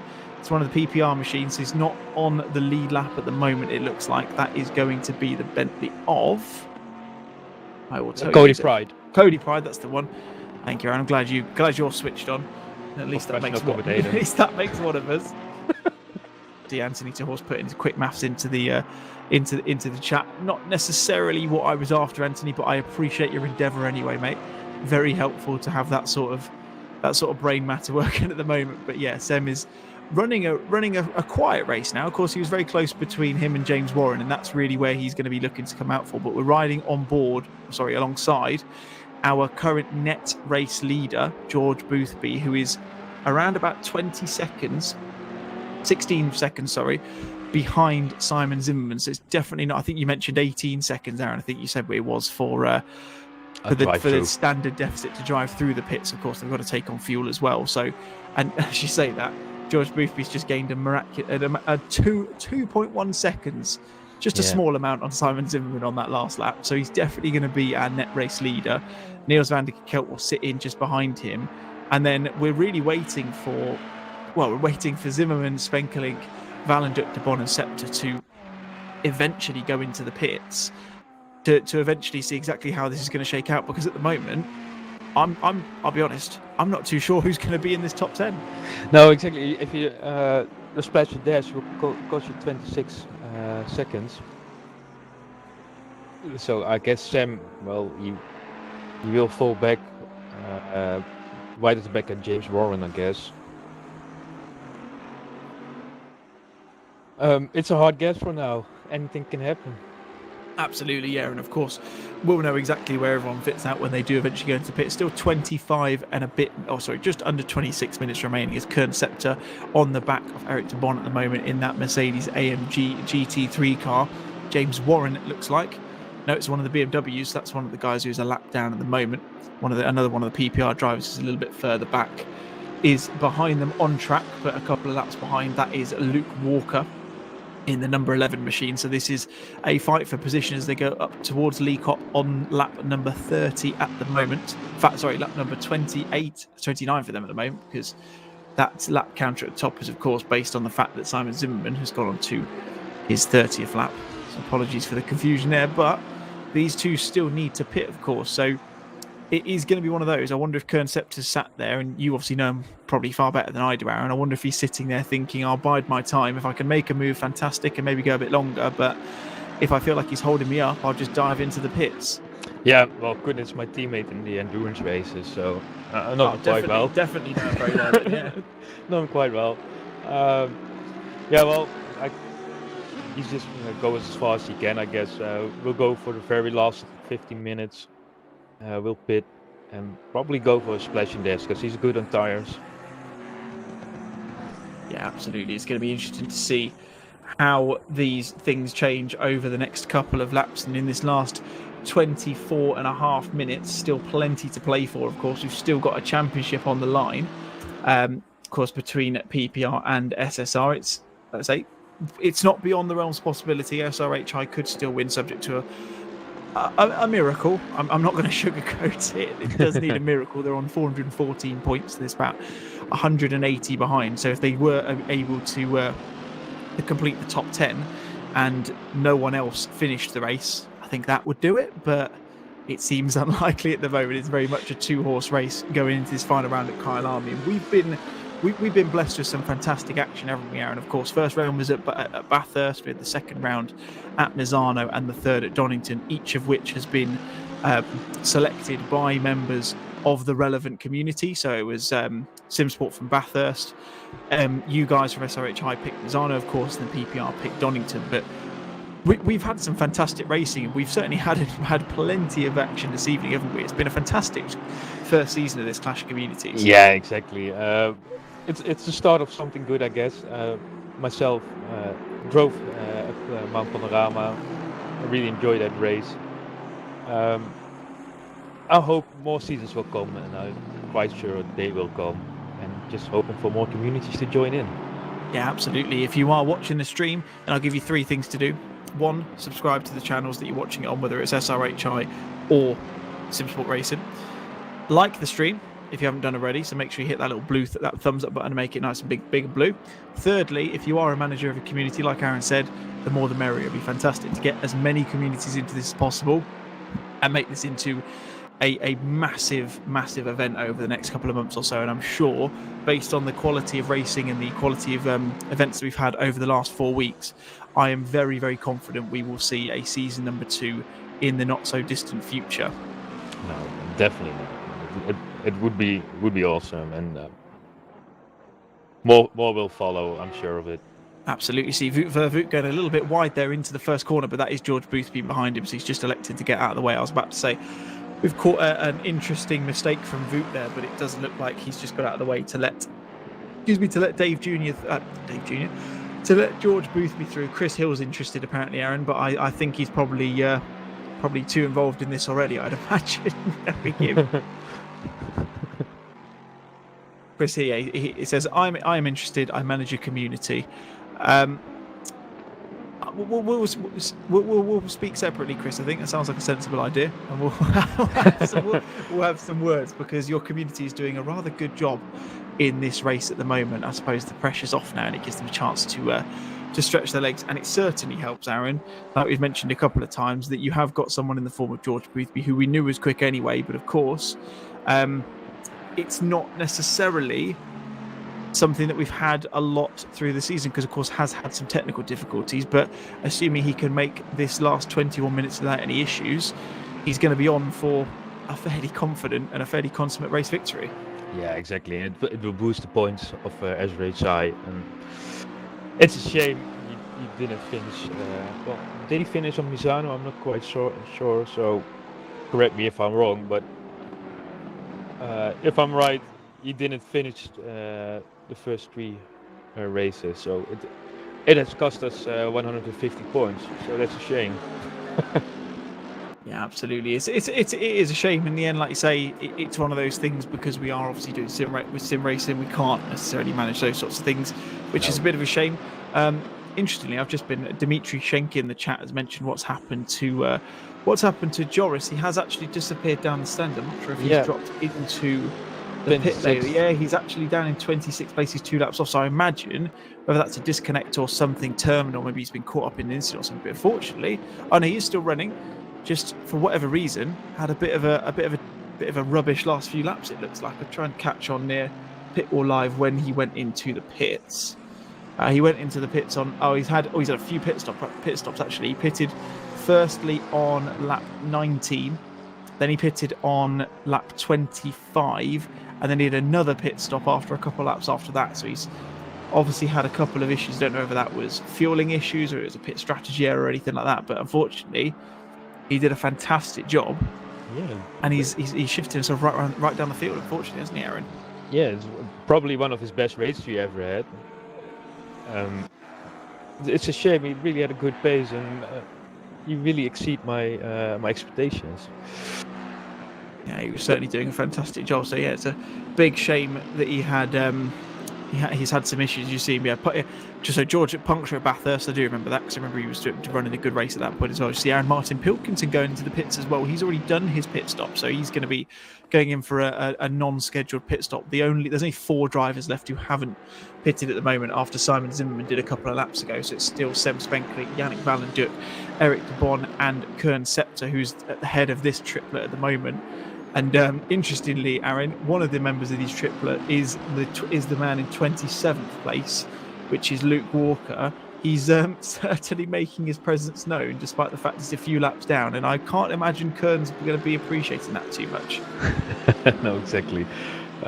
It's a shame. He really had some pace, so he will be disappointed.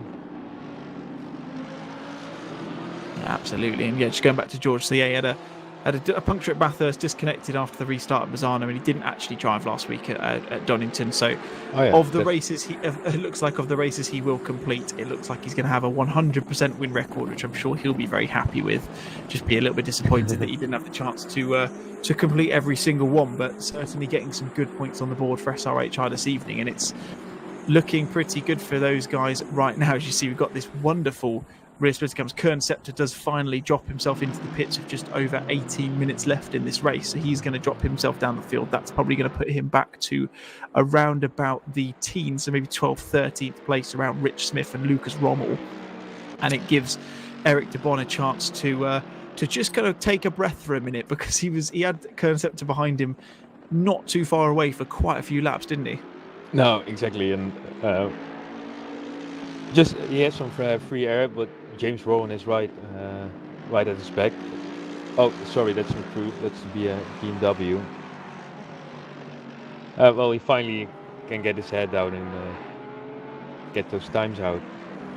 Yeah, absolutely. You see Adam Banfield under a bit of pressure from Dave Jr., and then that's Aaron Martin Pilkington dropping down the order. Who's behind him as well. bit of contact into Cheetah, Adam Banfield into the wall, and that was Dave Jr. I think. I don't know if he actually went sideways in the end. He has waited for him, which is very sportsmanlike, which you do love to see, but that's given Aaron Martin Pilkington a couple of positions and given Adam Banfield a hefty chunk of paint loss on the right-hand side of that Ferrari.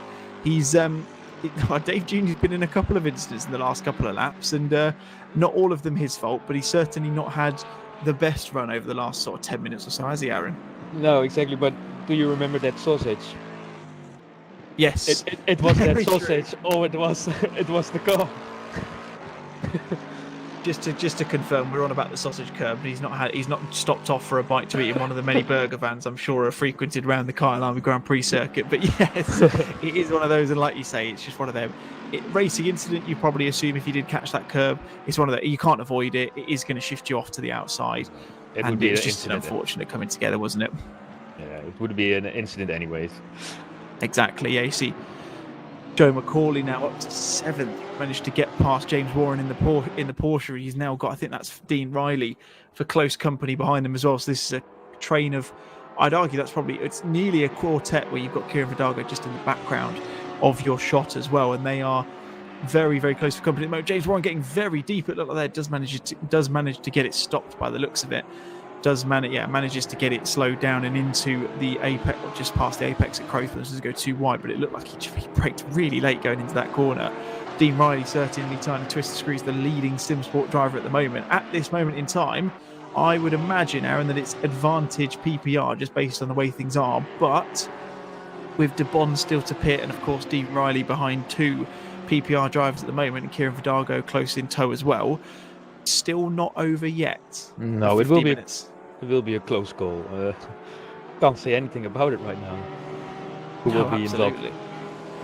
No, exactly. We don't want to forecast because that's what things go wrong when we forecast what's going to happen. So we'll enjoy these last 15 minutes of action, and we'll try and make an educated assumption towards the end of this race. But one thing we can have an educated guess on and have fairly decent results on is looking like George Boothby is going to be the winner of this race, again subject to any issues. Of course, we know he's had a few of them over the last few weeks. Sem Spenkelink currently running in 2nd place, but he's still to make his mandatory pit stop, so he will shift down the order in due course. Niels van der Kelt in a net 2nd, with Yannick Valenduk sitting in 4th. Of course, he's still got to do a pit stop as well. Simon Zimmerman in the number 26 Bentley for SRHI, he will then promote himself into 3rd, you would expect. And then Eric De Bon, who we're very close behind, with Dean Riley going, we're not close behind him, actually he's in the fight above, but Dean Riley going very, very close at the back of James Warren's Porsche there. We've got this wonderful front splitter cam with the Lamborghini. You can hear that Lamborghini engine or Audi engine, whichever one it is absolutely going full chat as they go down the main straight into Crowthorne, getting closer. You can see that gap kind of ebbing and flowing. It's just, obviously, as they come into the apex, getting so much closer as they disappear from it, starting to bridge the gap again. But Dean's certainly keeping a good amount of car lengths behind him, or thereby lack of car lengths. He shows to the inside into Sunset. He's not going to make the move, it doesn't look like, but James goes a little bit sideways into Sunset there. That would have been a scary one for him, especially in that Porsche. We saw, was it Sem Spenkelink in qualifying who was backwards going through Sunset right at the start of the session, and I'm sure James is going to be very pleased with himself that he didn't do the same thing. No, there's some fast hands.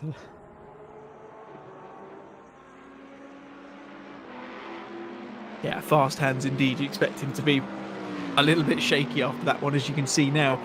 Wout Vervoort going up the inside of the Bentley and Mark Neutelings into Crowthorne on this lap. He's got Dave Jr. just in front of him, but that is a very clean move from the Lexus driver. Gets himself up into 21st for PPR. It's another advantage going PPR's way at the moment. They've got Cody Pride in close company. I think that is behind them. No, it's not. It's one of the back marks behind them. Apologies.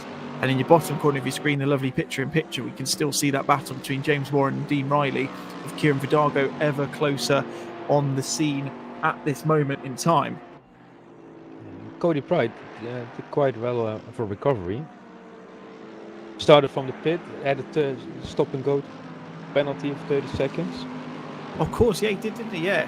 So he's done a fantastic job to get himself back up to where he is. You see Eric De Bon now into the pits as well, so he's dropping himself down the order. So he now leaves us just with 2 people yet to drop into the pits. James Warren still just about holding off Dean Riley, and now with Kieran Vidago very much on the scene as well. You can just see him back a couple of car lengths back as well. And Dean Riley is getting a really good run out of barbecue, but he's just not got the speed to get past James Warren at any other place, really, does he, Aaron? He's got the pace out of some corners, but not necessarily the right ones to make a move stick. No, I would say that the Lambo has an advantage on the straight on the Porsche, but I think he really needs to make the move into turn 2. It's his best option, I guess. The Porsche will have the agility in those tight corners. Well, going side by side right now. Speaking of which. Yeah, speaking of which, he tries to go around the outside at Leacock, doesn't quite manage to make the move. Unsurprisingly, James Warren's going to shut the door on him, and he'll live to fight another day. But it's definitely bringing Kieran Vidago very much onto the scene. So it's going to be it is a triplet, effective pretty much immediately as they go into the Crocodiles, down through Mineshaft towards Cheetah now, and to the final couple of corners on this lap. We're currently on lap 37, going on to lap 38 for these guys to go into Ingwe, and this looks like Dean Riley's got a pretty good distance between them as they go onto the main straight. He's looking pretty close, and like you say, Aaron, he's definitely going to have the top speed advantage. He's close enough potentially if he can get that toe, but it's all about being close enough going into the final course to get this lovely helicopter cam as they go into the braking zone into Crowthorne. But again, he's just not close enough, is he? He's got the run at the wrong places. Exactly. And I would say it in Dutch, James Warren isn't a pancake. He knows what he's doing, so it will be a tough job to come past. Absolutely. I don't think I've ever heard anyone be referred to as a pancake before, so it's certainly a new thing for me, but I quite like it. It's a saying in Dutch. I'm gonna trust you on that one. Whatever it is, I'm very impressed indeed. But yeah, he's just Dean just can't get the move. But you see now Regan Mitchell he's got one of the Mercedes behind him, so he's a lap down. He's just got past DeBon. Apologies, just been updated by that from Steve in my ear. So thank you very much for that one, Steve. He's managed to get past Eric DeBon, and he's going to be setting sights up towards Adam Chmielewski if he's got the chance to do so. He's still got a fair bit of time between the two of them, so it's going to be something he's going to need to. He's got 12 seconds, 14 seconds actually, so it's probably going to be the highest he will get to. Hopefully not an unlucky number for him. As we can now see, Spenkelink has now dropped into the pits as well, so that's now one driver left still to pit. We're still waiting for Yannick Ballinger to pit. He's done a fantastic job defending most of this race, Aaron, and he's done a fantastic job of managing to run this Aston Martin's fuel load longer than I ever thought would be possible. Yeah, well, maybe he's playing with the map and of the engine maps, a bit of fuel saving here and there, but he really needs to go to the pits quite soon now. We only have 9 minutes left. Yeah, I think you're right. Yeah, like you say, he's very close. See on the timing tower, Sam Spenkelink very close behind Simon Zimmerman. So we may see a position change in a couple of moments' time between those two. But we're going to keep eyes focused on this battle between James Warren, Dean Riley, and Kieran Vidago. It'll be interesting to see whether the two Simsport drivers do potentially try and chop and change. We've got just under 9 minutes left of this final round in the Clash of Communities here at Kyalami. And yeah, still very, very close between them. Dean Riley looking to go, I think, outside into Sunset. That we've seen a couple of people try that move so far this evening. Again, didn't try it that time, but he certainly gets the run, and he gets the run out of barbecue, but just can't do it into Clubhouse. Still around the outside as Dean Riley eventually gets the door shown to him. And you can see Kieran Vidago is almost sat there going, let me have a go. I want to try and get past him now. Let me try. It's maybe the way to go right now. I had my chances. Now it's your turn. Yeah, exactly. I've just had some updated standings come in from Patrick Vonst of SRHI. Again, I cannot stress these are provisional because, of course, we have a couple of incidents throughout this race. But at this moment in time, now I don't know if he's got this literally as of now, because the spreadsheet we've been working with does take a bit of time to fill in. But PPR are currently on 782 points. SRHI are on 610, and then SSR, Simsport Racing, are on 749. So it's very, very much advantage PPR at the moment. But a move change such as the one we've got here, Aaron, where you could potentially see James Warren have a chance of dropping a couple of positions. That shifts that completely, doesn't it? Yeah, exactly. It's just one mistake. He's on a lot of pressure. Anything can happen. Yeah, he's probably got a few people in his ear going, "Don't mess this up. Don't No, mess this up." Riley and Vidago needs to work together now and try to get him. Is all that they need to do. Yeah, absolutely. I've no doubt they'll be talking to each other. It's all Dean Riley getting a bit sideways through barbecue. I think that's probably around about the point that he's going to let Kieran Vidago maybe switch around and give him the chance to have a go himself. And it looks like he does. Yeah, Kieran Vidago going up into 8th place, and he's now going to set his sights firmly on the back end of that. Number 10 Porsche result. I thought that was James Warren, who was backwards going in towards sunset. Goodness me, as you're coming down the hill, that's not what you want to see. That was the BMW of Luke Walker facing the wrong way. And if that worried me as much as it did then, Aaron, God knows how much worry that would have caused the likes of James, Kieran, and Dean in those 3 cars at the moment. Goodness me, going at 130 on mile an hour, going around that corner. Not what you want to see coming towards you, is it? And you definitely not expect to see. So maybe a Cole Brown. Absolutely, yeah. Cole Brown's probably an understatement, to be fair. So you now see we go on board with Kieran Vidago in that number 33 Simsport Ferrari. He's getting closer and closer to James Warren. It's his chance now to try and put the moves on James, who's done a fantastic defensive display so far in this battle. We've got just under 6 minutes remaining. You see Kieran Vidago using all the curb right going on the through limit. Cheetah. He's absolutely pushing it to the ragged edge as they go onto the main straight into lap number 41. So yeah, Code Brown is very much being agreed with in the chat, but he's not quite got the toe on him at the moment. He's just going to look to the inside just to again give James Warren that little nudge. I am here. Just to keep you reminded that it's not my teammate anymore. It's my turn now, and he's gonna be. I mean, he's not got too much time as he only. He's gonna have to try and make some sort of move soon, or at least get a little bit closer if he wants to try and give any sort of position or any sort of positional benefit towards himself. The stress will be much higher now, especially 5 minutes remaining. The drivers will think, "I need to get past. So they need to hold their composure and wait for the right moment. They are faster, so wait for the right moment. Yeah, absolutely. As you see, we're riding alongside current race leader George Boothby, who is still putting in very, very quick laps. It has to be said, he was 0.4 of a second quicker than Niels van der Koekel on the last lap. He's got a 30-second gap at his disposal, and all he's really got to do now is just circumnavigate these back markers, which he looks to be doing well enough. I think that's Kern Scepter just in front of him, and of course, being in the same community, he should find himself getting out of the way very quickly indeed, and that is the AMG Mercedes of Eric de Bon just ahead of him as well. So he's not got too much in the terms of difficult back markers to get past. There is a couple of them battling, but they're not really close enough to do any real damage. As you can see in the corner of your picture, James Warren still holding off the Ferrari of Kieran Vidago in the number 33 machine. Gets a good run, it looks like, out of Ingwe, a little bit sideways as he goes onto that outside curb. He's not necessarily going to be close enough again, but this is, I mean, I know you're probably going to be very complimentary of him anyway, but what a fantastic race George Boothby's run, Aaron. He's been absolutely faultless the entire way through, hasn't he? A league at his own. Great respect for him. It's still a mystery for me how he does it.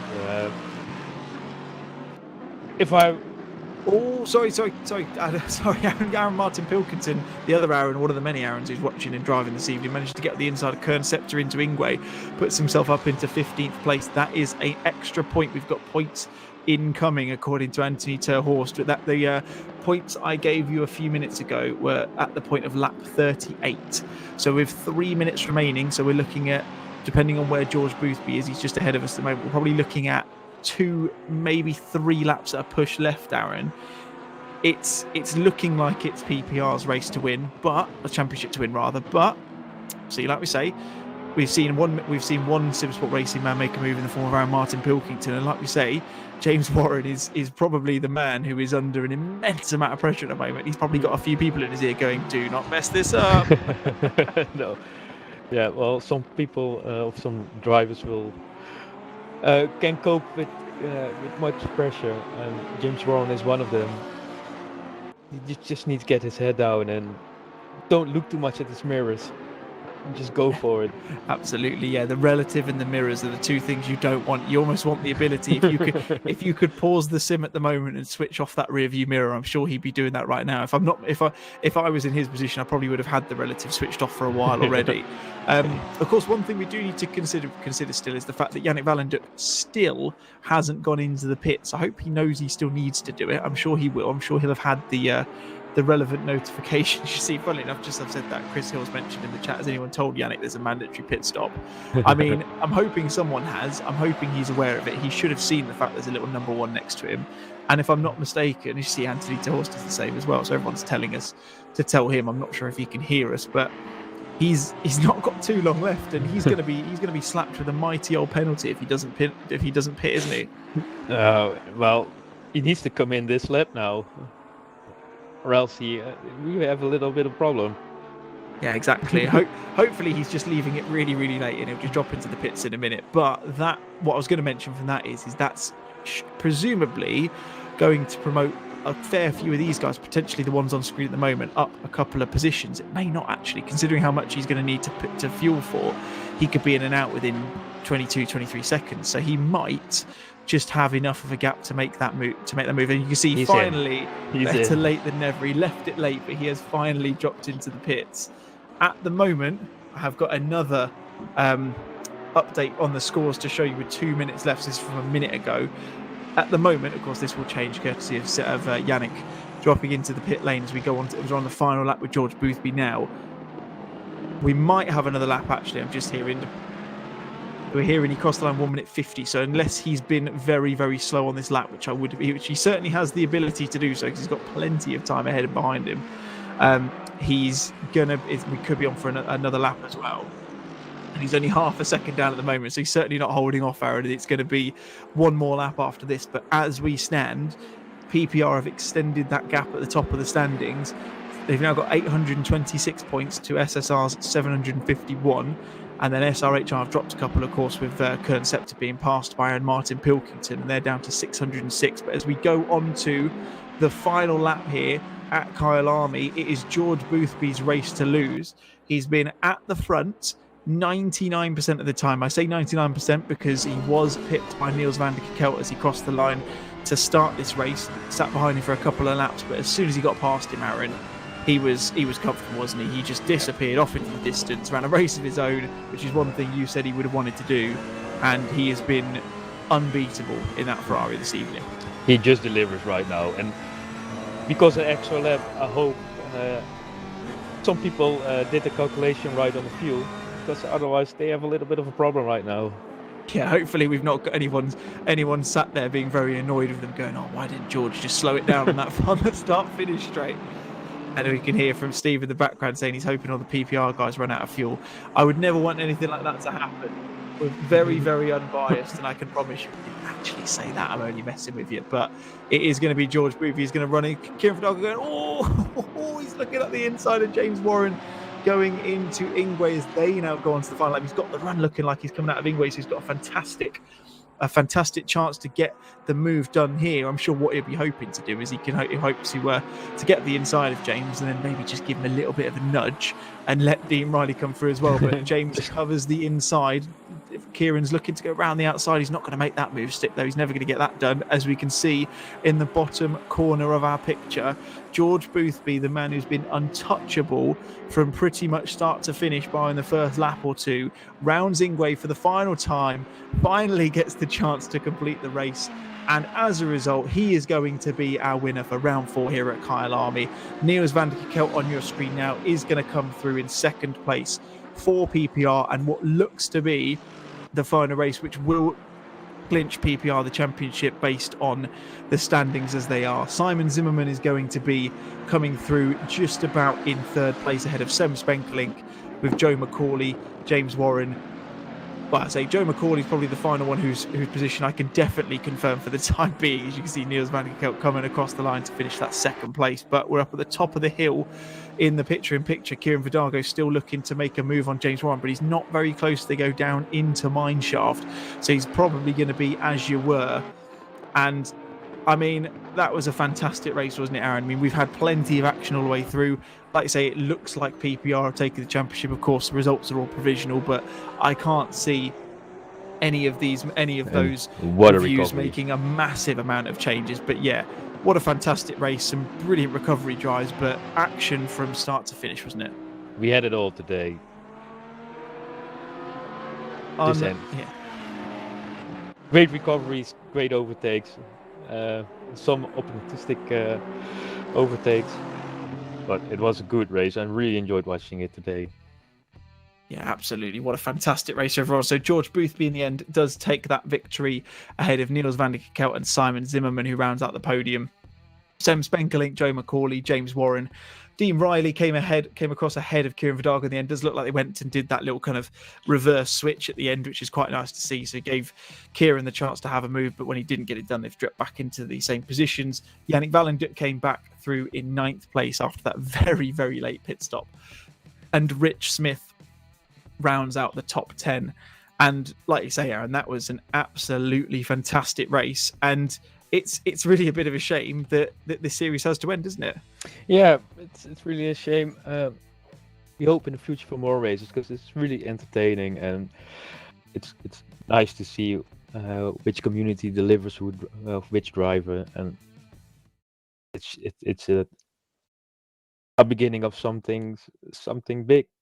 Absolutely, yeah. It should be a fantastic one. And yeah, really, really good race to cap things off. Of course, we went to Bathurst for the first one. We went to Misano for the second, Donington last week, and this final one, which was a combination of everyone's. I see highlights going through. You see a couple of people facing the wrong way there, but it was an agreement of all of the communities to race at Kyalami, and it's certainly not disappointed. And it's been a fantastic season, and it looks like I say, that PPR are going to be coming away with the trophy this evening. We've got a couple of the guys in the interview room, which we will drop into to do that for you now. So we'll be able to chat with a couple of the top through back with you in just a second. So awful. Yeah. Nah, that was a god setup. I need to say that. Oh, hey up. Hey guys. Perhaps congratulations, George. We'll come to you first, buddy. I think I heard you say just before then that setup was rather good, to say the least. A little bit. Let's put it bluntly. You've not had the best of times in the first 3 races. Well, of course, I know you weren't at Donington last week, but it must be quite nice to get through a race unscathed and take home what was in the end a very, very comfortable victory, wasn't it? How was it from your perspective? I was a bit worried coming into this one because, like, at Spa, I just screwed up really bad. I got a puncture. I've never had that before, so I should have done a bit of testing and messed with my setup there. And then Misano, I unfortunately disconnected at the start, so that one hurt a bit. And yeah, this race, going against Joe McCauley in the Honda and Niels in the Lambo, I was a bit nervous because those cars are good here, and Porsche as well. But I tried this setup. I had this setup that was undrivable last week. I thought I'd just put it on for a laugh to see how it was, and it was amazing. I don't know what happened. Like, I don't know where it came from, and I just had loads of pace, and that was the best pace I've ever had around here. So I'm well happy. I'd say that was the understatement of the century, to be honest. You absolutely bossed it from start to finish. How I say from start to finish.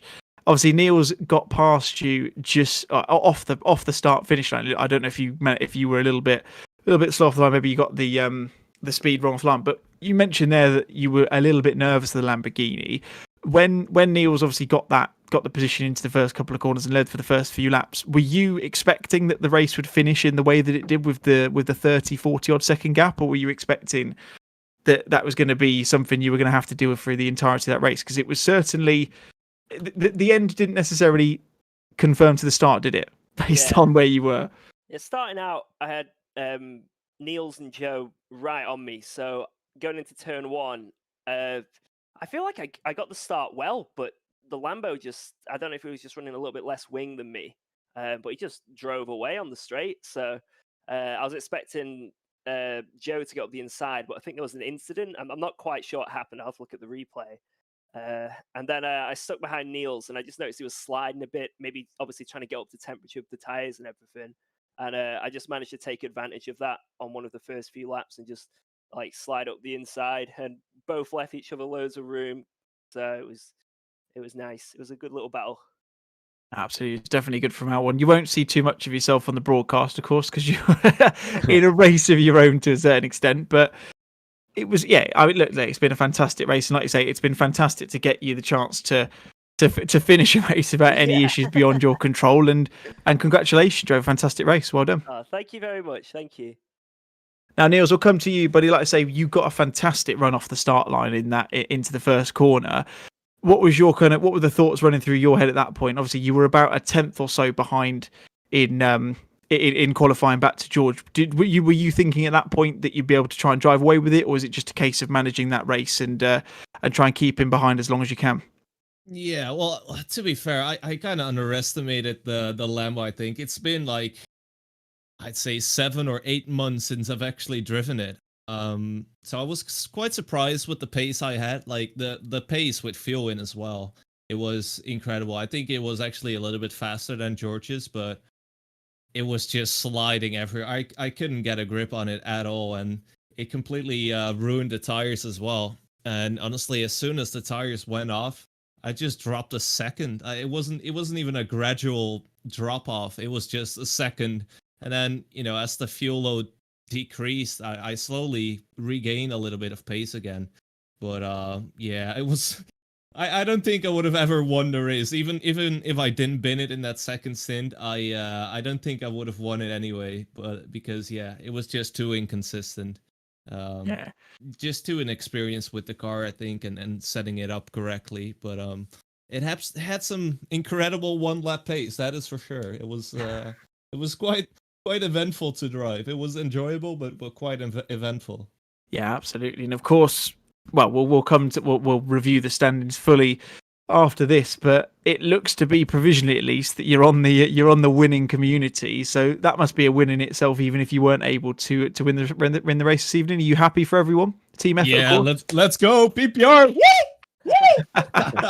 Nice. No, that's great. I think we've had a pretty good championship. Even with me not being there last week, and Cody unfortunately disconnecting or DNFing, I'm not even sure. But I think we've had a pretty good overall championship, and there were some rough battles being fought out in the midfield, as I've heard. But for me, honestly, it's been a breeze. I've really enjoyed myself this championship. Absolutely, and like you say, it's been a fantastic championship to watch and to race in. If you had to pick of the 4 that you've been in, favorite race? Well, I've only been in 3. That's the issue. I think it might have been Donington if I was there, but I'd go. It's hard really, because at Bathurst, right? I won it, but that was only because George disqualified or disconnected. I think, like he had those issues with his wheel, I think. Yeah, I think there's a puncher in that one. Yeah, and then Mizano was more fun in terms of racing people, but the result wasn't really good. So I'm gonna go for Bathurst because it's my only win this championship. Absolutely, you've got to pick the win, haven't you? Well, Niels, fantastic work for you, buddy. Especially given what you've just mentioned there, it sounds like the Lambo was a handful, to say the least. But fantastic work, buddy, and well done again on the win for the championship of PPR, at least provisionally. But I mean, I'm sure you'll be celebrating long into the night, regardless. Yeah. We're gonna have a big party now. So thank you to you guys as well for hosting this event and broadcasting it the way you did. I really appreciate it. So you did an amazing job, guys. Thank you very much. Well, congratulations both. Enjoy the rest of your evenings, and hopefully we'll catch you for season 2 in the future. All right, take care, lads. Thank you. Well, there you have it, folks. 4 races, 4 brilliant rounds of this Clash of Communities this year, this time out. So season number 1 in the books now, and it looks as though, I'll say provisionally, I have to make that clear, that it is a a win for PPR. So if we look at, if I bring to you the latest stats as of the end of the race, SRHI ending the championship on 606 points, SSR bringing it home with 755 points, and PPR bringing home the championship with 789. Aaron, it's been a fantastic 4 weeks of action. Give us your thoughts before we sign off. Well, I got nothing to say. It was a pleasure. I really enjoyed it. It was a great season, and let's get back for more. Couldn't put it better myself. Well, thank you very much for joining me, Aaron. On behalf of Aaron and myself, my name's been David Wrestle. Thank you ever so much to everyone who's been watching, and big thank you to Aaron for joining me, and of course Steve, proudly for being our fantastic broadcast director this evening and keeping us abreast of all of the incredible action we've had over the last 4 weeks. This has been the Clash of the Communities. This has been season 1, and I'm hoping we'll be able to see you very soon for season number 2. But in the meantime, enjoy the rest of your evening, stay safe, and we'll see you all again very soon. Goodbye. Goodbye.